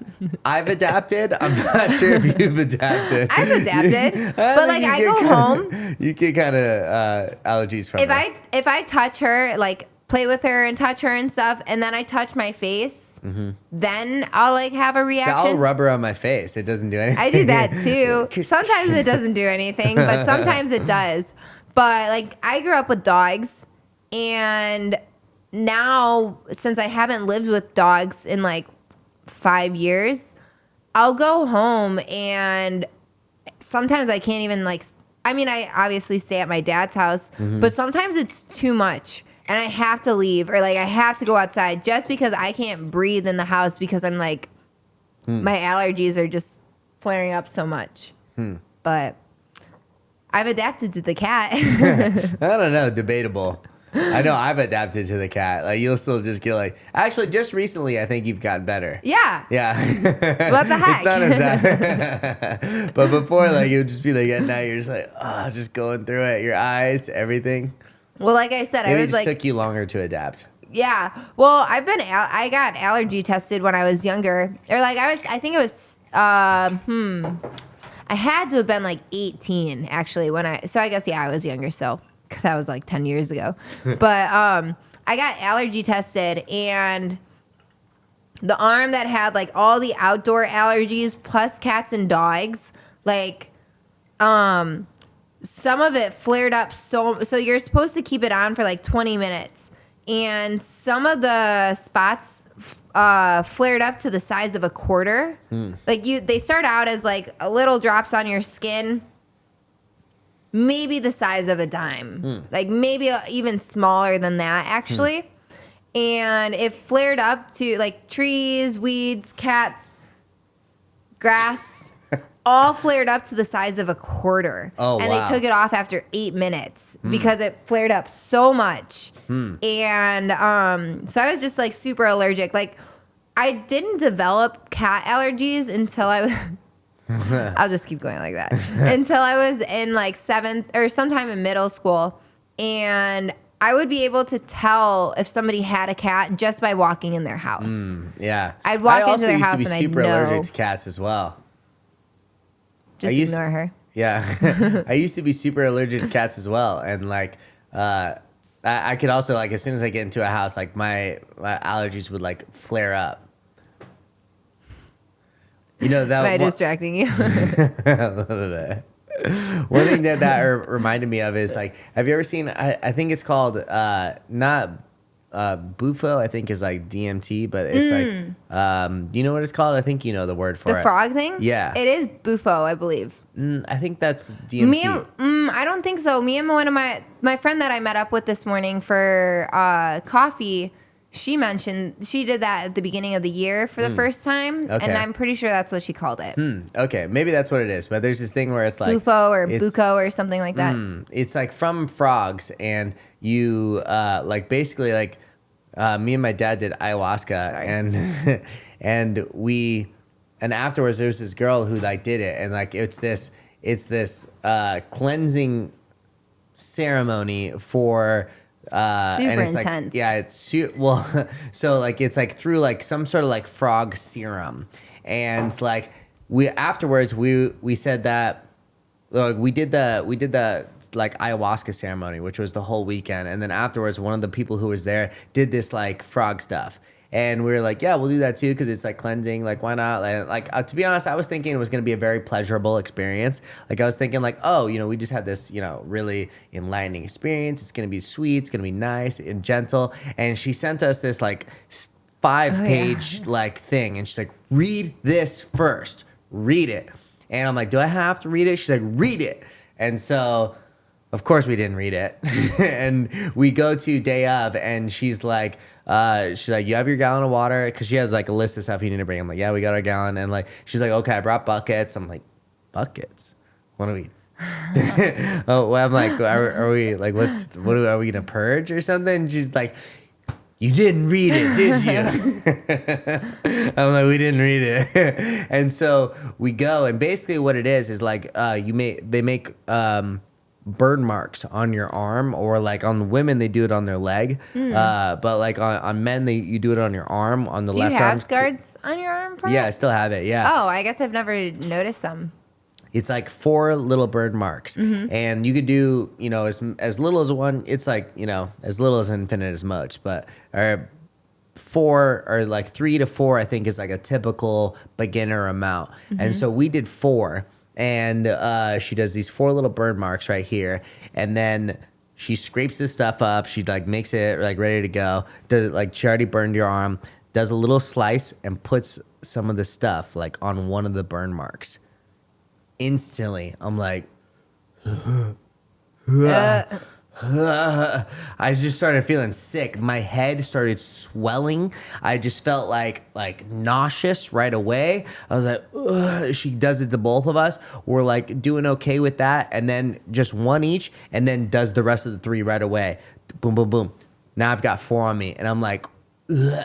Start puking as much as I can. Before we started this, you have to actually down your whole gallon of water. Oh, interesting. Which downing a whole gallon of water in like 10 minutes or 15 minutes is so difficult too in the first place. Like, it's so much water to get down. And like within a couple minutes after all 4 were on me, puked as much as I could. And it was neon green. Neon, like the most like crazy color that you've ever seen in your life. I was like, what the hell is in me? And like I puked it up, and then just like kept puking probably 5 or 6 times. And then sometimes you have to, like, they call purging puking or they refer to puking and shitting as purging. Purging, yeah. Same thing with ayahuasca. Yeah, exactly. And so like I puked a couple times, and then I'm like, I think I gotta go to the bathroom. So I go. I swear to God, I felt like my head was like twice as big as it usually is. My head in the mirror looked massive, swollen. My eyes were like black eyes on each of them. And I go to the bathroom. I come back, and my dad is just like going through it. Like he's like almost about to pass out. She's like, "Stay with me, Tim. Stay with me." And like we go through it, but it was such a difference between like I thought this was gonna be a pleasurable experience, something really nice, gentle, and like it was fucking hell for 20 minutes that we had to go through. And then all of a sudden, that's it. It's only like 20 minutes. About 20 minutes total, and then about 20 minutes go by, and then it's like, it's over. Just completely gone. From the most worst experience you've ever fucking experienced until just like completely gone. I'm like, oh wow, all right. Well, did you feel good after, or like? It honestly felt amazing after. So like basically what it is supposed to like expunge all of the toxins in your body and all the shit that you like naturally accumulated through bad diet or just like an American diet or anything, and you just fucking get that shit out of you. And it felt like great. I just felt fantastic afterwards. But like it was 20 minutes of hell to get to there. When I did ayahuasca, the first night that's all I did was purge. Wow. Yeah, I didn't have any like visions or anything like that. Like all I did was purge. So I just kept going to the bathroom or throwing up, but I still felt really good after it, like the next day. Wow. Interesting. Wow. How interesting.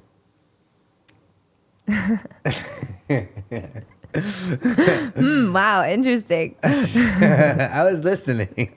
I know, because on a podcast, you have to listen. I do listen. I don't have to. I just do. I don't ever have to. I mean, on a podcast, you kind of have to. Otherwise, how do you keep a conversation with someone? So apparently it's a joke for everyone listening that like anytime I say, oh, interesting, I'm not listening at all. And apparently Greg and Darren, you guys know what I'm talking about. Anytime like in a normal conversation, I'll go, oh, interesting. And then just not say anything. All right, little backstory though. Like I'll tell Joey something. It won't be important. He'll remember like the important stuff, like a good person. But it'll be like maybe something silly, and I'll talk to him about it, and then a few days later I'll bring it up. Oh, I'll talk to him about it, and he'll be like, wow, interesting. Oh, wow, interesting.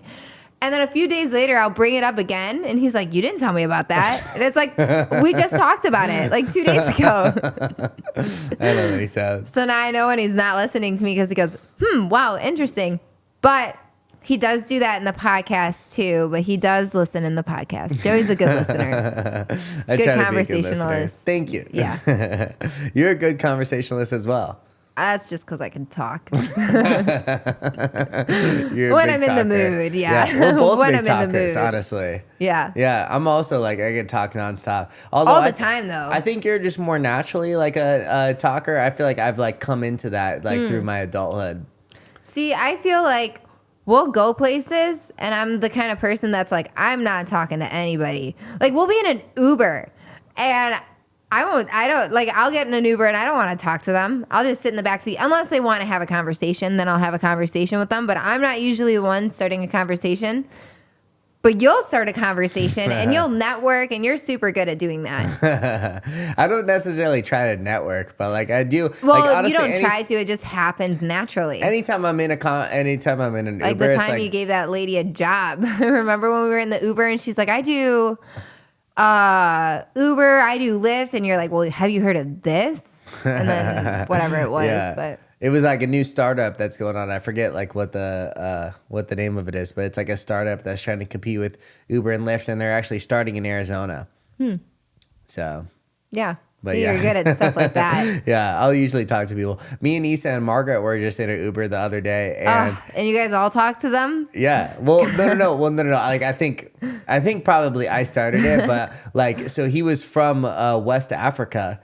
And yeah, and like that's where he was from, and he had a family back there and everything. And we got to like talking about that and like the difference between America and here. And like Isa is like very well versed in the differences too, obviously, because he's born in Iran. Here. Yeah. And then also too, like it was a shock, I think, to him because he lived there till he was 12 and then came here and lived his whole life here. And then just earlier this year, went back and experienced it again. And like he told me it was a psychedelic experience of like, it was just crazy seeing like the same streets and roads and people and things that like he hadn't seen since he was 12, but like the difference in culture is just huge. Like between America and there, like most other cultures, maybe not most, probably most actually are much more group orientated than America.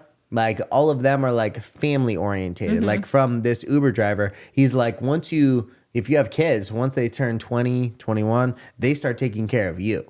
Like that's their job in the family. It's like now they're the leaders. They start taking care of you. In America, it's like you first off at that age, you're trying to get them the fuck out of the house, kick them out, and you don't talk to them at all. Like it's just much more like individual orientated than other places. A lot of places are much more about the family, and we're like much more about like the individual. Yeah, like when I was, that same yoga retreat that I was telling you about earlier that I like had to sneak out of I literally had to sneak out of it. Hey, stop. It was a lot in not just like Nepal, but like India too. Like a lot of the businesses are out of people's homes. So like this yoga retreat that I went to was out of his like family home. It was like multiple stories. There were multiple bedrooms. Like when I booked it online, I guess I'll tell the story. When I booked it online, all the reviews were like good. And, oops, sorry, cat. GG. All the reviews were good, but, they all said like, it's a small retreat. Like only expect like a few people, like 5 or less. Like it was not really big. It's not going to be 20, 30 people. Which was honest. I was looking forward to that because I feel like you sometimes have a more like intimate experience. Exactly. And so when they came and picked me up, like I was staying in Kathmandu. They came and picked me up from a coffee shop in Kathmandu. The head guy's name was Shri. And Shri's brother came and picked me up on his scooter. And so he takes me back. It's like an hour drive to this like small little village. And we get there and immediately I meet Shri, his mom, and his grandmother. And they all live in the same house. And then we go on like a tour of the neighborhood. I'm the only person there to start. But it was only noon. It was only like 12 o'clock in the afternoon. So I didn't think that, or I thought maybe other people are coming later. Like I'm just early. You know, they came and picked me up because I didn't have a ride, whatever. And we go on a tour of the neighborhood and we go back to the house and I'm still the only one there. And I'm like, this is kind of weird. But then I met his grandfather and they're like very nosy people. That's just like their culture. That's like culture. As a culture, they'll just ask you a lot of personal questions. So, like when I met him or like his grandfather asked me a lot of personal questions. I answered them, whatever. But that's how it is in India too. Like all the businesses are like out of family homes and multiple generations stay in the home, which I think is kind of cool. You know, like I grew up seeing we would visit my mom's mom a lot when we were little. She died when I was in first grade though, but I remember like we'd always go and visit Dama is what we called her. We'd go to her nursing home, which was like really close to our house. And like we'd get, what I remembered the most was like getting bullseyes. It's like a candy. It's like caramel with like a little cream in the middle. And it was like, just like the best thing. Like we loved going to see Dama and we'd get the bullseyes and I think we'd play bingo and like all that kind of stuff. But like my dad's mom, like we would see her every Sunday. We'd go to my grandma's house every Sunday, but I didn't really know my grandma, you know, like I was also a kid. So I just was like interested in playing and doing all this other stuff. And I think it's cool living in a multi-generational household because I feel like you know more about your family and understand your family a little bit more when you live in that kind of lifestyle. Yeah, for sure. Yeah. It's more communal. Yeah. Yeah, and like in when I went to Switzerland when I was like 19, like the kids live with the dad, and like that was just part of like how they do things. It's like typically like when you get like old enough, they like create like an additional living space for like the kids and like their kids. Yeah, which is kind of cool. Like everybody's living together, everybody's helping out each other, and yeah, it's way different here because Totally different way of living. once you get to a certain age, your parents are literally like, all right, you Get leave. the fuck out And then of when my they're house. older, it's like reversed. You know, like your parents take care of you for X amount of years. Then you go off on your own for X amount of years. You have your own family, or maybe not. Yeah. You do whatever you want to. But then your parents get to a certain age where you have to start taking care of them again. Yeah. Some people do, some people don't. Yeah. But like exactly. in those types of cultures, in those types of culture, she's like mad at us because we put her in the bathroom for the first 40 minutes of the What the podcast hell? because she wouldn't stop messing with me. Shut the fuck up. She's so cute though. What is she eating? Oh, the cap to a water bottle. She can have that, Yeah. right? Yeah. Okay. We go on. Yeah, but I think that was kind of it. Yeah. It is a different way of living. It is interesting. You know, like it's like there's a lot of benefits to like having the whole family live there. Like you just have more people to take care of like the young ones. Like you have more people to like just support the rent and like pay the household and all of that. And I don't know. It's interesting. Yeah. Yeah. Over in America, like everything is like ultra individual focused. Like Yeah. the individual is like the most important thing in the world. And in other cultures, often like the community is what's most important. What's best for the group. And like that's not how our decision making is based here in America. Our decision making is based on what's best for me. And maybe there's something that's like somewhere in the middle that's best, because like I think it is super important to like look out for yourself, because it also too, if you're around a bunch of fucking fuck ups and idiots, and maybe like your whole family is like a group of people who are not trying hard, not interesting people, not looking to better themselves in any way, and you are, maybe the best thing for you is to separate yourself from those people. But in a lot of ways, it's, I don't know, maybe somewhere in the middle between like America and like these other cultures. Well, I think you're right about the fact that like you need to look out for yourself sometimes, because like me and my boss have been talking about like setting boundaries with people and stuff like that, and how that can be really hard sometimes, but how it's super important, because sometimes you like forget about what's best for you and you just try to please other people, and in turn you just become more upset, or like you just like, I don't know how to say it, I guess like down level, I guess, or like you just, I don't know how to say it, but it's just like sometimes you need to leave people, like even family. Like I love my family, I love my sister, I love my dad, but I'm the black sheep of the family, you know, like I'm sure my dad, or not even I'm sure, like I know my dad wishes that I probably did things differently. And in what way? Well, like I didn't go to college and get a degree, and like I don't have a job that gives me a pension. Or did he? No, but he had a job that gave him a pension, and like he worked for the same company since he was like 20, you know, until he retired, like for over 40 years. And he had a pension, and he's got a retirement fund, and like all that kind of stuff, and like he got health insurance through his work and everything like that. And like my sister went to school, she got a degree, and now she's teaching and like you know, has things like that. But I went and traveled for 3 months and like got a yoga teaching certification and like just way different than what my family did. Yeah. And if I had not left Illinois and moved to Arizona, I would not be the same person I am now. You know, have met me. I wouldn't have met you. I wouldn't be doing jujitsu, like something that I have come to like really love. My whole life just improved tremendously moving here, you know? And it's because I I created a whole new lifestyle for myself. I created like a huge supportive community for myself. You know, like I created a lifestyle that I love to do, and like I got a job that I love. Like I love being a nanny for the butler. I really love awesome. it. Yeah. You know, like they are my family here in Arizona, and I love the kids that I hang out with. They like look up to me, and like they think of me literally as their sister.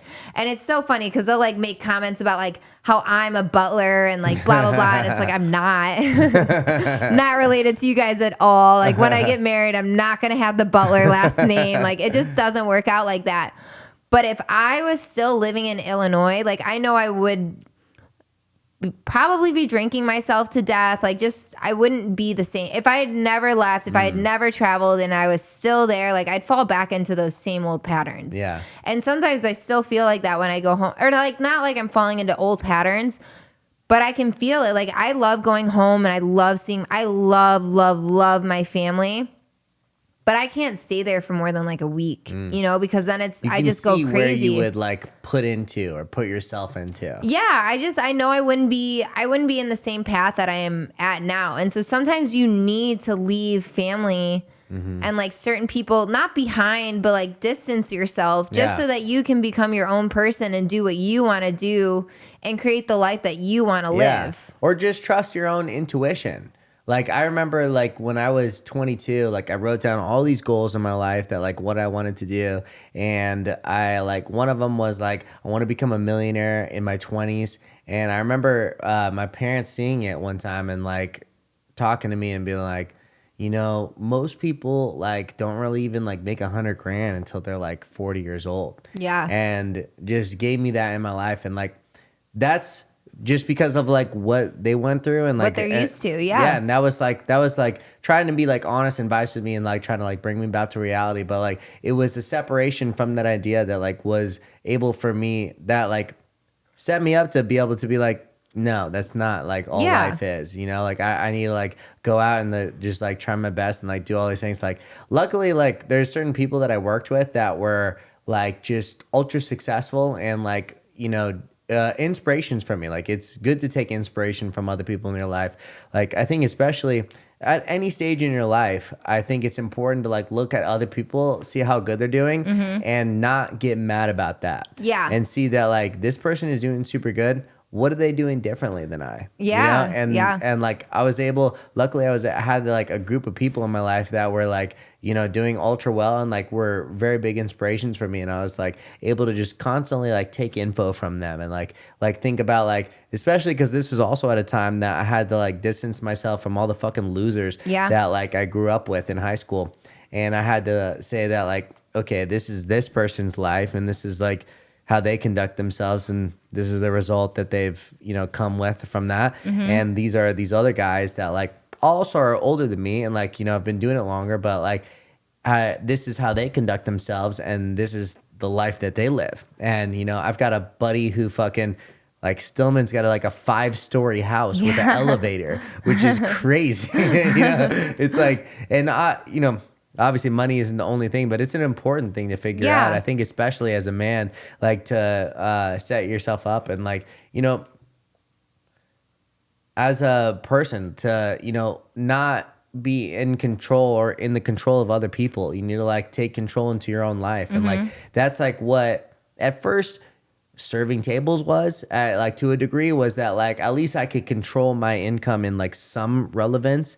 And, you know, depending on how good of service I would do, like that would depend on like what kind of tips I would get for the night. And then after that, like a strictly commission based lifestyle, it would depend on like the type of service. Like if I didn't fucking close a deal, it didn't matter honestly, like how hard you work. That's like one of the craziest things too about it is that like, it does not honestly even matter how hard you work. You could really be trying hard, but if you don't fucking close, like it doesn't mean anything. Yeah. And so sometimes it's really tough because sometimes like, especially now I'm at a stage where I'm very good in what I do, but like you can try your hardest at something and all anything means is results. And like, that's like what it is in life. All in life, the only thing that matters is like the result of what you do. It doesn't really matter your intention.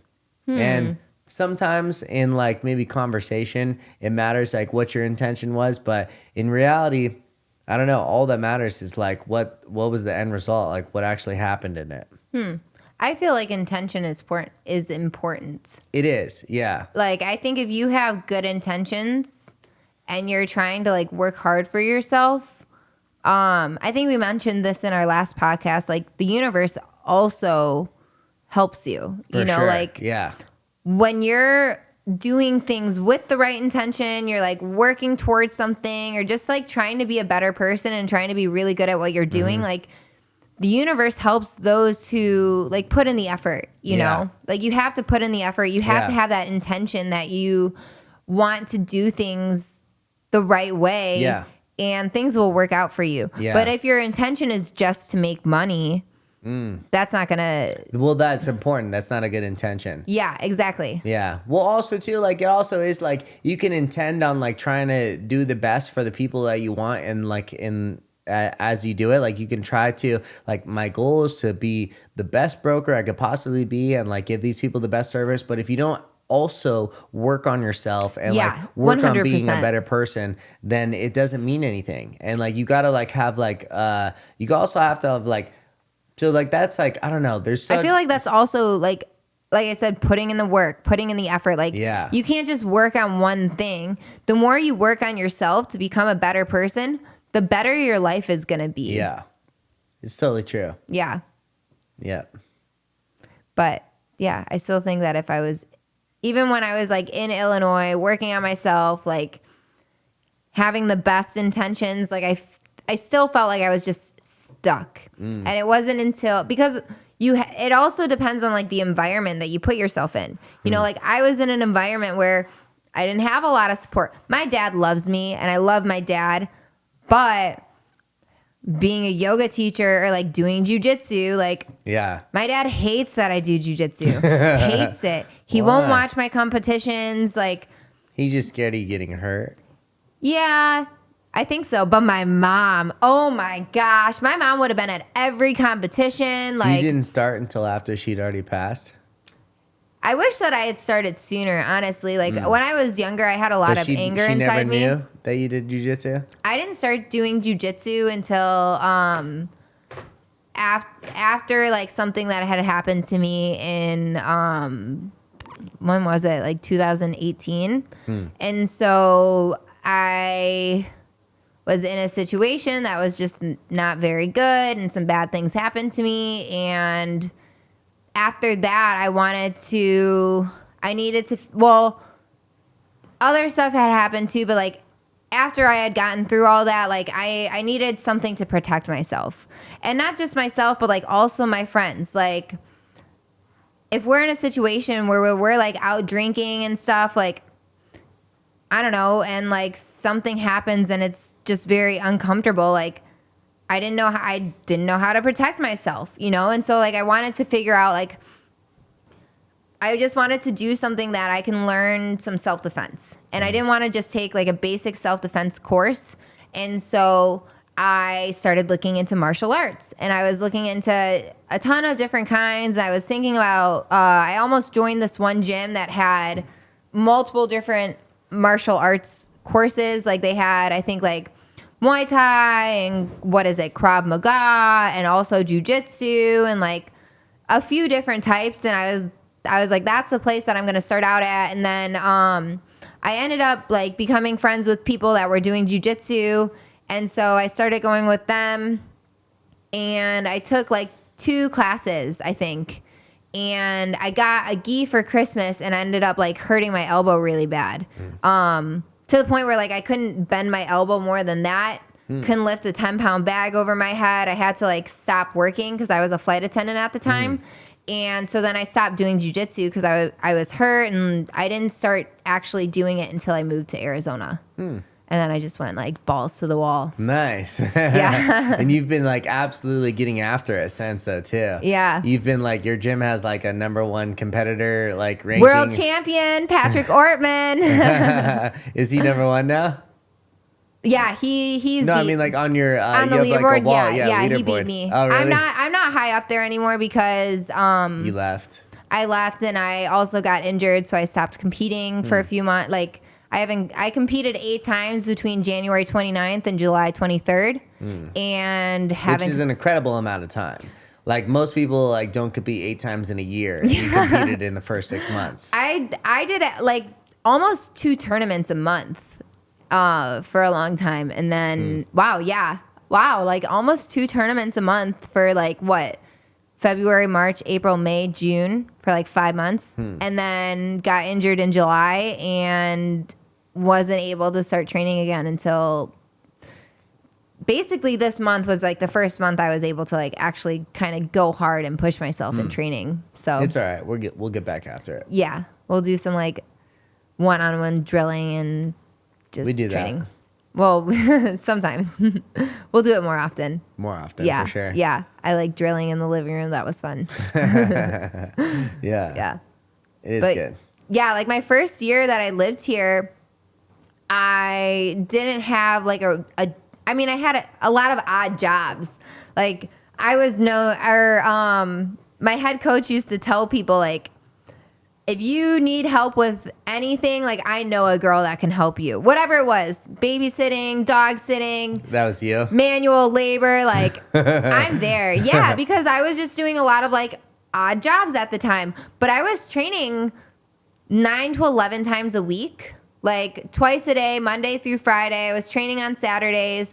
I wasn't cross-training at that time because I was like a brand new white belt who didn't know anything. And I actually didn't start cross-training until I got my blue belt in March. And then I started like going to different gyms and like people knew me as the girl who like trained out of Fountain Hills and like blah, blah, blah. But I was like pretty deep into it. Like I just loved doing jujitsu. Then when Kiki got sick, I kind of like step back a little bit. Yeah. And then once things were better with her, or like once we figured out what was going on, I started it again. And then, got injured or kind of got told to leave my gym and then got injured in July. So, but I'm back at it and feeling really good. So Nice. I think it's important for a lot of people. Like anybody I meet, especially women, like I always tell them to try to get into it, or at least do something so that they can learn self-defense. It's one of the best like martial arts that you could do as a woman. Yeah. Because like as far as like most of the striking arts, like if you can,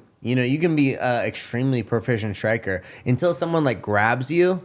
Like what are you gonna do from there? Or like you could be an extremely, what did you say? Sufficient striker, proficient, whatever that word.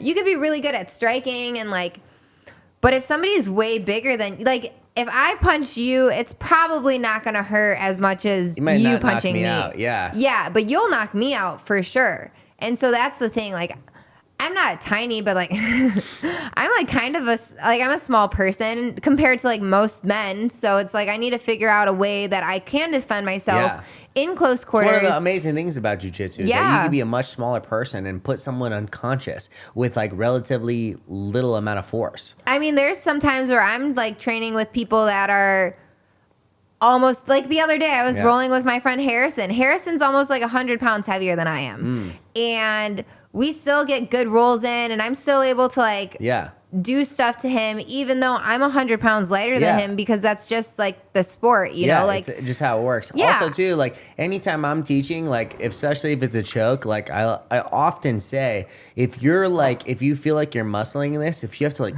grunt, like my rear naked chokes. Like your rear naked chokes, we had to tighten that up. Hopefully we fixed that. I think it did. But like if you feel like you're muscling something, if you feel like you're like really trying to work to get a choke in, it's probably because you have shitty technique. It should take super low amount of strength to get it done.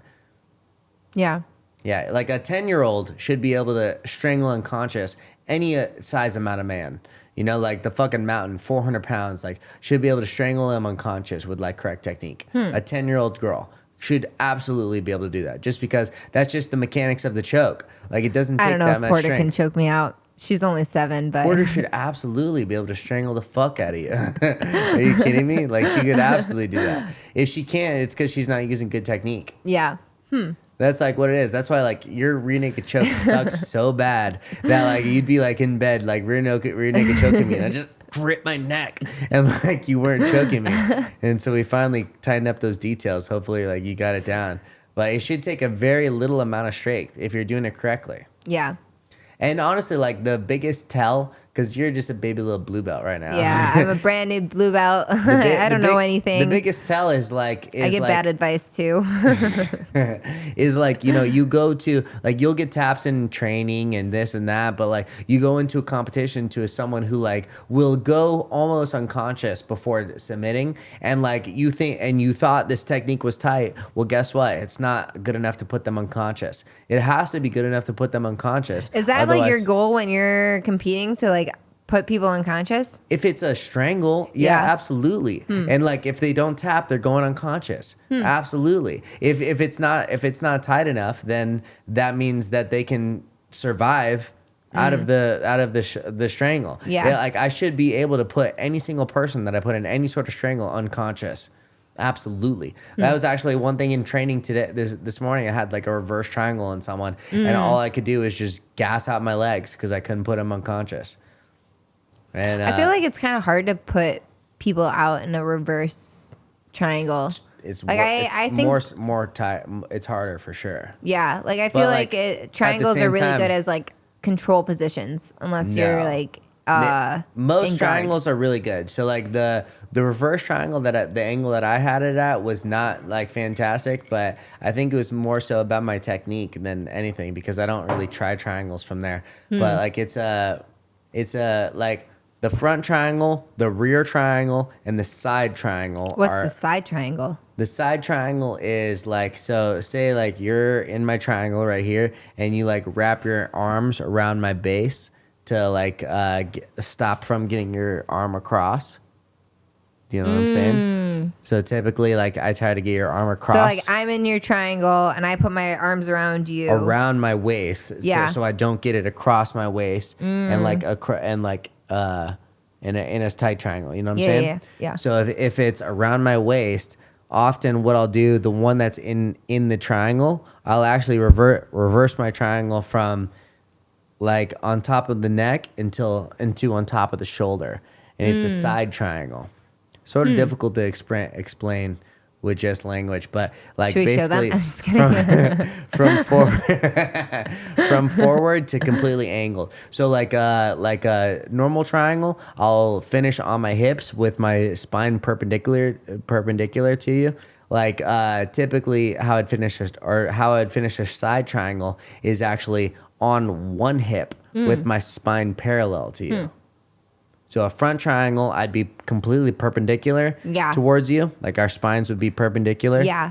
And I'd be completely angled off. If I was trying a side triangle, I would flip my hips to the side and triangle from the top here. And our spines would be almost parallel, like at different orientations, but parallel in the direction. What's your opinion on the TP choke? I kind of like that one a lot. You don't see it ever at the highest level. So okay. I don't think it's the most effective. I think it's one of those panic taps. I think it's one of those that like if you wait 3-4 seconds, the guy's not going to have enough juice to like keep pouring that on, and you can push that off or work your way out. Makes sense. A locked in submission you can hold for a solid amount of time, and you can slowly ease on the strength of it. One of those chokes, which is also similar to like a fist in the neck triangle choke, is one of those where you just have to for a couple TP seconds. Choke, you put the fist in the neck? No, similar to a fist in the neck triangle. Okay. Yeah. You have to just grit it out for a couple seconds in a row. And at the highest level, guys will wait 3-4 seconds to make sure they're going to go to sleep before they tap. We've had a friend who got choked out in a competition recently. Unconscious? So, yeah. Oh, that sucks. We won't say the name. You know them. We won't say the names, but it's okay. I forget how to. But I get what you're saying. I definitely, I'd rather not go unconscious, I think, in a competition. If I know that you have me, I'll tap to it. It's so much more embarrassing to go unconscious than it is to just tap. Yeah. If you just tap, it's like, fuck, you lost. If you go unconscious, it's like everyone's whoa. like, yo, blah, blah, blah, got tapped unconscious. Yeah, but it's different. Like sometimes especially if it's like one of those a blood choke where sometimes you feel like you can get out of it, and the next thing you know, it's like, what just happened? Yeah. So if it's super tight, that's like one of the technique is a tie test. So like on a shitty technique, it should take like maybe 7 to 10 seconds to put you unconscious. When the technique is ultra tight, you should be able to put someone unconscious in like 3 to 4 seconds. I accidentally put my coach unconscious one time. We were no way unconscious. Not really, but like we were rolling, and I just had the collar super tight, and she had a lot of other stuff going on too. But like she tapped and then like laid down, and I was like, "Hey, buddy, hey, like what's going on? Sit up, put your legs up the wall." And then she like, oh, it came to? Yeah, I was like, what the heck just happened? She also had a lot of other things going on too, so it probably wasn't just like my good jujitsu, but yeah.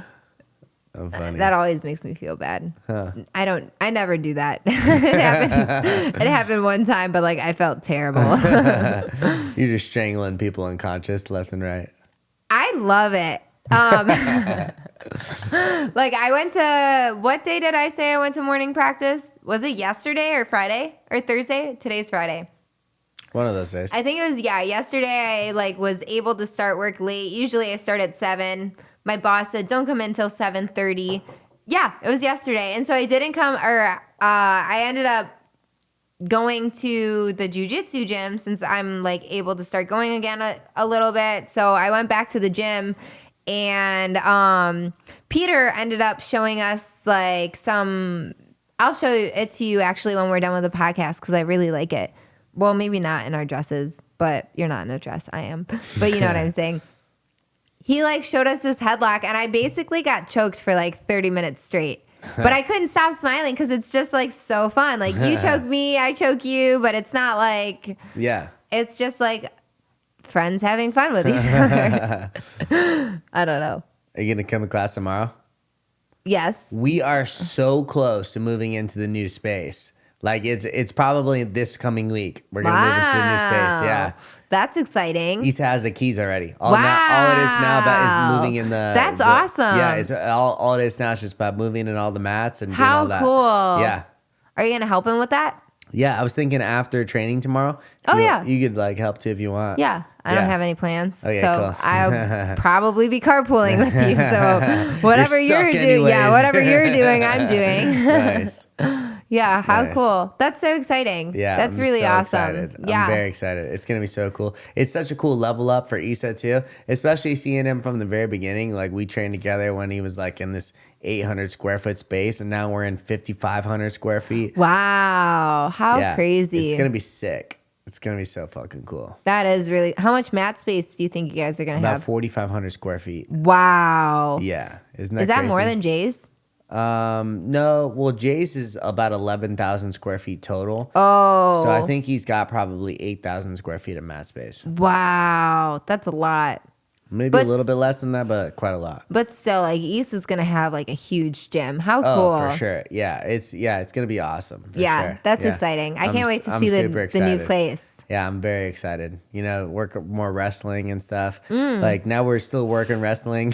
Oh, is that what you guys are working on right now? Well, I mean, we work on like most things, but Issa has like a big wrestling background, so we're constantly working different wrestling stuff. Like he wrestled for like probably 5 or 6 years before he even started jujitsu. Oh, so okay. He's got a very big wrestling background. That's really cool. So like he'll start wrestling. Yeah, and an MMA background. But like we'll start like he's like, okay, guys, we probably shouldn't start from standing, but we're starting from standing, so just watch out for your neighbor. I hate when people don't start from standing, to be honest. Well, it's super important for jujitsu to like, if you, especially as you get more advanced, if you just refuse to start from standing and continue to pull guard over and over and just don't work your wrestling at all, you're just not getting better in a major facet. Yeah.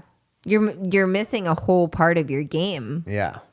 Stand-ups, I feel like a big part, especially if you're a competitor. For sure. I've been trying to work my guard more lately because like I feel that like one of my strengths is my guard, and like I'm trying to like on wrestlers who refuse to engage with me, I've been trying to like, force my guard on them.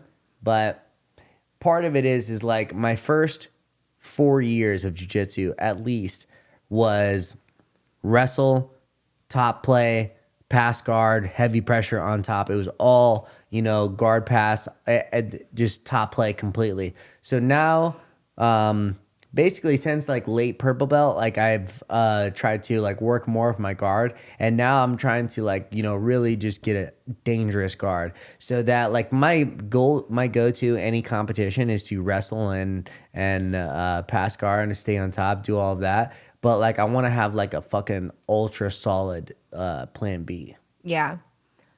I need one thing I wish I worked more on is wrestling. I really like the stand-up game, but most girls in like my division or like my weight class pull guard. Yeah, which sucks. I have a terrible guard. In general, once you get to like, even at the men's class, once you get to about like 160 pounds or less, especially less than that, less than 150, all guard pullers. How lame. Well, it's because of the difference between like De La Riva at 150 pounds, you can lift someone up. De La Riva at 220 pounds, good fucking luck getting anything going on with that. So like at the lower weight you get, the guards like can be more and more effective. So as the heavier conversely to that, the heavier you get, the less guards become effective from standing. So interesting. Yeah. I have to pee again. All right. Should we wrap it up, baby? Sure. Let's go eat. And okay, yeah, I'm hungry. I haven't eaten anything all day. I'm hungry. I haven't eaten anything all day either. Wow. All day. We're fasting. I know. Wow. All right.